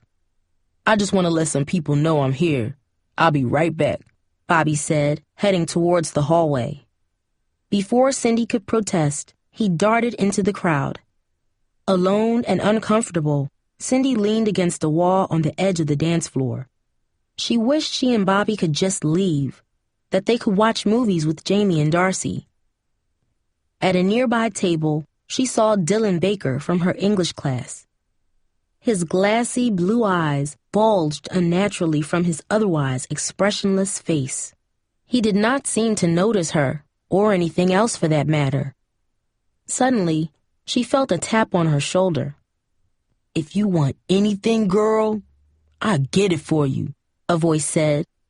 She turned and faced a guy wearing a wolf mask. As he spoke, she noticed his eyes moving up and down her body. "No thanks," she said, crossing her arms on her chest. She felt naked and embarrassed in his gaze. "I'm here with someone," she added, hoping he would find someone else to stare at. "I don't see anyone with you." "Man, get away from my girl," Bobby said, coming up behind the stranger. It's cool, the guy repeated, backing into the crowd. Bobby smiled. "You see how good you look, Cinderella? Guys are checking you out." Cindy hugged Bobby gratefully. She was glad he arrived when he did, but she still wanted to leave. Looking over at Dylan Baker, Cindy felt sick. In Mr. Mitchell's class, Dylan was a nice guy and a good student. Now, he was spaced out. As she watched, a couple of his friends sat down next to him. He looked as though he barely recognized them. Cindy turned to Bobby. "I wish we could just go somewhere else, Bobby. This place bothers me." "Just 'cause some fool hit on you?" Bobby asked, with an edge to his voice. "That kid's got nothing to do with us, Cinderella. Don't let it ruin the party. Come on, let's dance." "Bobby, everybody here is high," Cindy said. "I just wish—" "Girl, I want to show you off," he demanded. His eyes narrowed as he talked. "I want the homies to see my girl." "But—" "Girl, drop it," he yelled, his nostrils flaring. "Man, if there's one thing I can't stand, it's a girl who steps out with me and takes my money, but then tries to stop me when I want to do something. It's all cool when they're getting bracelets and clothes, but ask a favor and they start giving static." As Bobby spoke, his grip on Cindy's hand grew even tighter. "Bobby, you're hurting me," Cindy said. "Don't push me, girl. It's gonna be your fault if I get mad and do something stupid," Bobby warned. Then, he dropped her hand as if it were an object that disgusted him and shouldered past her, knocking her into the corner of a nearby booth. Pain shot into her leg. "You stay right here. I gotta use the bathroom. Don't move. Here?" Bobby said. Cindy nodded. As he disappeared in the crowd, she looked at the door. She wished she could just go home, but she knew better than to walk home alone at night in her revealing costume. Maybe she could catch a bus, she thought. Carefully, Cindy inched towards the door. She was stopped by another kid she did not know who tried to make her dance with him. His face was wrapped in bandages like a mummy. "Come on, girl, I know you know how to move," he said, grinding into her. By the time she got past him, Bobby returned. She was afraid to tell him she was trying to leave. "I told you to wait right here," Bobby yelled. "What, are you stupid or something?"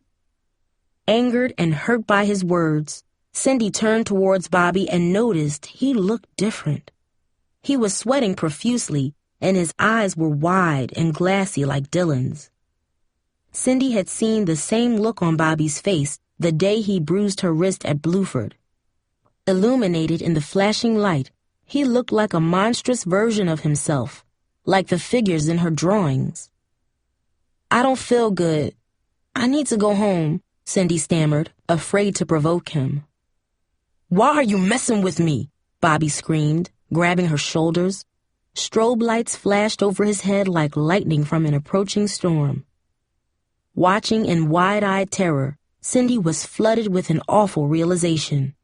Drugs. Bobby must be using drugs. He had probably just used them in the bathroom. That explained his strange appearance and his violent mood swings. The power of that realization set off a chain reaction in Cindy's mind. Bobby had been lying. He'd been lying to her since the moment they first went out together, she realized. But worse, Cindy understood, was an even bigger lie. The one she had told herself.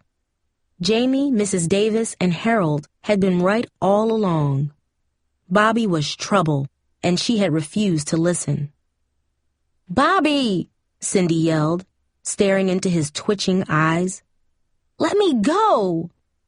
Bobby shifted his hands to her neck, and his grip began to tighten around her throat. "You just never listen," he growled. "Bobby!" she gasped, unable to breathe. Suddenly, Cindy heard a familiar voice. "Get off her!" Cindy glanced back to see Jamie rushing up next to her. In a blur, Jamie shoved Bobby, causing him to lose his grip on Cindy's neck. Just as quickly, Darcy, Cooper, and Tara were next to her. "You all right?" Darcy asked, putting her arm around Cindy. "I'm okay," Cindy said, rubbing her neck. "I just want to go home." "That's why we came back," Jamie said. "There was no way we were going to leave you here with him. I don't care what he says." Cindy turned towards Bobby. He shook his head and clumsily approached Jamie. "I told you to stay out of this," Bobby said in a low, angry rasp. "Cindy's staying right here with me." His voice became hoarser with each word. "No, Bobby. I'm going home now," Cindy yelled, wondering what Bobby had taken in the bathroom. Maybe it was that new drug Raffi was pushing. Whatever it was seriously affecting Bobby. He was unsteady and his speech was slurred. "Yeah, back off, Wallace," Cooper warned, stepping in between Jamie and Bobby. "You ain't gonna hit any girls tonight." But as Cooper spoke, his expression changed from anger to concern. "Hey, homie, you looking bad." As they watched, Bobby grabbed for a chair and then collapsed. The saliva that had been running from his mouth turned to vomit. Somebody screamed and a number of people panicked. "I'm calling 911, Darcy said, rushing to find a phone. Frightened kids began scrambling out of the large front doors. Someone flicked on a bright switch and the entire room brightened. By the time the paramedics arrived, most of the kids had left the dungeon. Cindy sat with Jamie, Darcy, Cooper, and Tara, watching the medics put Bobby on a stretcher. He was unconscious, and Cindy could see the whites of his eyes peeking beneath his eyelids. Cindy gazed in shock at his body and the flashing red lights of the ambulance. "What happened here?" a paramedic asked. "A Halloween party gone bad. Real bad," Darcy replied. The emergency technician shook his head and slammed the doors, and within seconds, the ambulance pulled away. As it disappeared in the distance, Cindy began to cry softly, turning the bracelet Bobby had given her around and around with trembling fingers. "Take it easy, Cindy," Jamie said, wiping the tears from her eyes. "It'll be all right." "Cindy, why don't Jamie and I get you home? You've had a long night," Darcy suggested. "But what's going to happen to Bobby?" Cindy asked. "Me and Tara will go to the hospital and check on him," Cooper chimed in. "We'll call you when we learn something." "Okay," Cindy said. As they drove home, Jamie gave Cindy her jacket and sat in the back seat with her. "Thanks for helping me tonight. I'm so sorry I put you through this," Cindy said. "Cindy, we're your friends," Jamie said. "This is what friends do for each other. Just remember what you did for me last year." "I can't believe this happened," Cindy said, wiping her eyes. "All this time, I thought Bobby had changed. And I know this sounds stupid, but he really made me feel special. Nobody ever made me feel that way before." "It doesn't sound stupid, Cindy," Darcy said. "But you've got to learn that you are special, whether you're with a guy or not. When you need someone else to make you feel good about yourself, you're going to get into trouble. It may sound like something off a corny TV show, but it's true. What you're looking for doesn't come from others. It comes from inside you." Cindy wiped her eyes in silence. At Cindy's apartment, all three girls got out of the car together. "Thanks again," Cindy said. "You two are the best." Jamie and Darcy gave Cindy a hug, holding her for several minutes before letting her go. When they finally got ready to leave, all three girls had red, moist eyes. As soon as they left, Cindy quietly snuck into the apartment, grabbed the cordless phone, and went to her room. Her mother's bedroom door was closed, and Cindy was careful not to disturb her. Silently, she took off her costume, put on pajamas, and crawled into bed, replaying the evening's events in her mind. She could not shake the image of Bobby's unconscious body from her thoughts. It haunted her like a recurring nightmare. At 5 o'clock in the morning, the phone rang. Cindy answered it with trembling hands. "Cindy," Jamie said, "we just heard from Cooper. He's still at the hospital with the Wallace family. He said things looked bad for a while, but that Bobby's gonna be all right. His family's gonna put him in a drug rehab program." "Thanks, Jamie," Cindy sighed with relief. "Thank you for everything," she said before hanging up the phone. Instantly, tears of relief poured from her eyes. Seconds later, Cindy heard a knock at her bedroom door. "Who's calling you at 5 in the morning?" her mother asked, sounding annoyed. "No one. It was a wrong number," Cindy replied, struggling to hide the emotion in her voice. Her mother opened the door and came into the dark bedroom. "Cindy, who were you just talking to?" "Why do you care?" Cindy said. "I'm not leaving this room until you tell me what's going on," her mother demanded, sitting at the foot of the bed. "Oh, so now you're suddenly going to try and play mom," Cindy answered bitterly. She wanted to talk to her, but she couldn't hide the anger she felt. Anger at Bobby for lying to her, anger at Mom for ignoring her, anger at Raffi for betraying them both. "Just leave me alone. That's what you always do." "I don't know why I even bother. You know, I bumped into Mrs. Davis last night, and all she did is tell me how much you want to talk to me. That old woman's got no sense. She should mind her own business instead of telling me how to raise my child. There ain't no talking to you," her mother yelled and walked towards the door. "Mom!" Cindy turned towards her.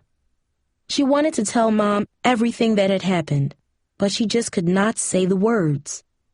The anger in her chest was like a net holding the words back. Still, she struggled against it. "Please, don't leave," she said, tears filling the corners of her eyes. Her mother stopped at the bedroom doorway and turned around. For a second, the apartment was completely quiet. Her mother stood motionless and silent in the dim glow coming from a streetlight. It would be dawn soon. Cindy tried to hide her emotions, but she was unable to suppress the tears that had begun slipping from her eyes. "What is it, baby?" her mother asked. "Why are you crying?" Cindy looked directly at her mother. She didn't know where to begin, what words to say, or how to say them, but she couldn't hold back any longer. "Mom, there's just too much," Cindy said. "I don't know how to tell you because I know you won't want to listen. But I'm not going to lie. Not to you, myself, or anyone. Not anymore," she said. "Why don't you start at the beginning?" her mother said, sitting down on the bed next to her daughter. "I'm listening." Cindy stared into her mother's eyes. They seemed very tired, but sincere. It had been a long while since Cindy had seen such a look on her mother's face. Impulsively, Cindy grabbed her mother's hand and began to talk. First, she explained her relationship with Bobby and the Halloween party. Then she described how Bobby had hurt her wrist and tried to choke her, and how he had overdosed on drugs. She even mentioned how Mrs. Davis, Harold, and Jamie had tried to keep her away from Bobby. Her mother shook her head as Cindy recounted the details. "What were you doing with a boy like that? Can't you see he was no good for you?" her mother said. Cindy rolled her eyes. Even though her mother meant well, Cindy could barely restrain her impulse to yell at her.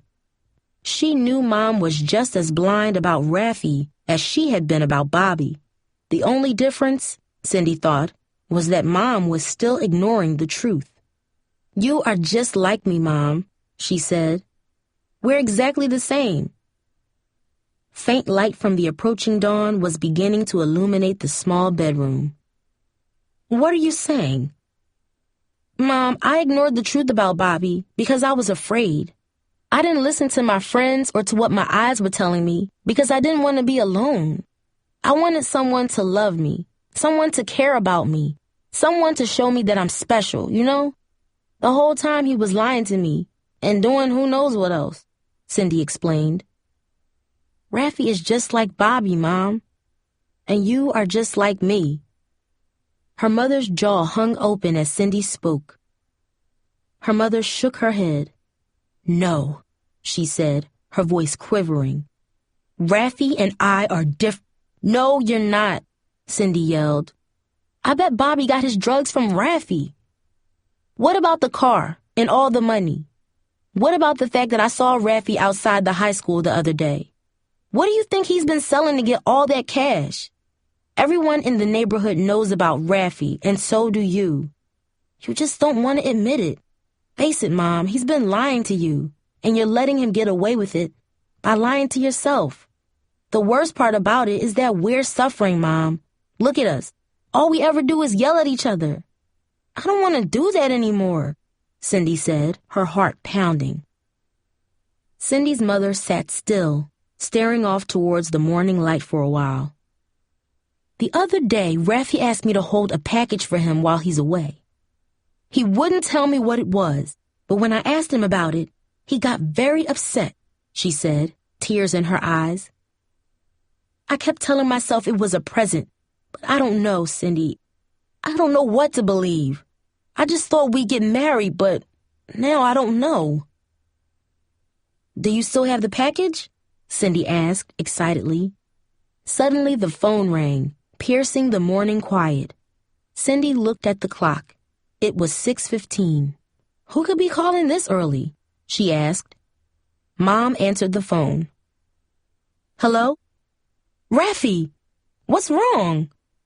The police station? Now? Who?" Cindy knew immediately what was happening. The police had finally traced drugs to Raffi, and they had arrested him. She grabbed her mother's arm. "Hang up, Mom. Hang up." "Cindy, this is an emergency. Raffi is at the police station," she said. "He's been falsely accused of selling drugs. He wants me to get some money from his apartment and bail him out."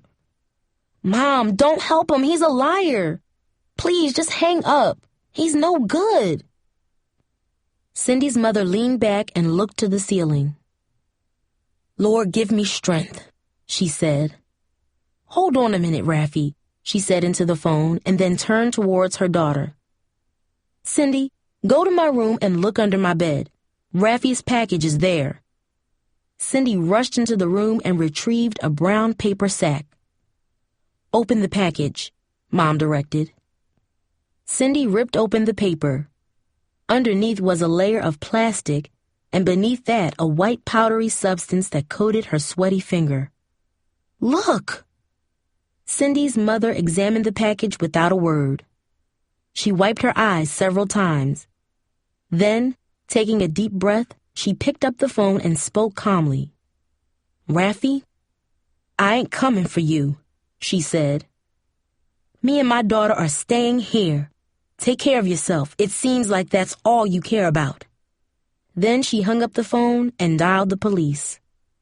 "I'm so sorry, baby," Mom said, her eyes swollen and bloodshot. She had just finished telling the police officer everything she knew about Raffi. "Yes, Raphael Whitaker has been under observation for months," the officer said, giving the package to his partner. "We decided to move last night because we had 2 other overdoses yesterday with the same symptoms. Between that and evidence from Officer Ortiz at Bluford, we had all we needed to take Whitaker and his dealers off the street for a long time," he said as he walked out the door. Cindy turned at the name Ortiz. Pedro had been an undercover police officer, Cindy realized. She shook her head in disbelief. All this time, The truth was right in front of me. But I was blind, Mom said when the officer left, her voice cracking. I've been a terrible mother. I've ignored you, I've hurt you, I've pushed you away. But baby, I love you, and I am so sorry. You're the most precious thing in my life, and I'm not gonna let no man get between us ever again. For several minutes, the two embraced each other in silence. Cindy's mind raced with questions about the future, questions about their family, and about Bobby, questions she could not answer. What's gonna happen, Mom? She finally asked. I don't know, baby. We got a lot to sort out. We don't have much money. It's gonna be hard, her mother said, blowing her nose. Mom was right, Cindy thought. The future was uncertain, and they had much work to do. But looking at her mother in the bright morning sunshine, Cindy thought for once that the work was not impossible. I think things are going to get better around here, Mom said. I really do. I think so too, Mom.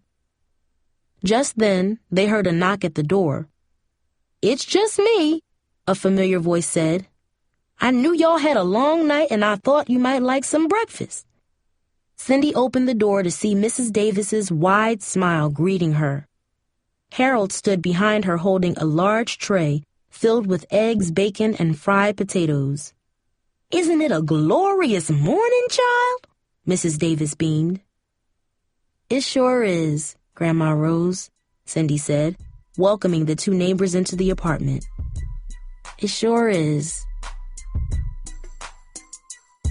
This has been a Townsend Press production from the Bluford series of books, Someone to Love Me, by Anne Schraff and read by Shayna Walker. This audiobook was produced by Audiobright and features the music of Kenyon Whittington. For more information, visit our website at townsendpress.com.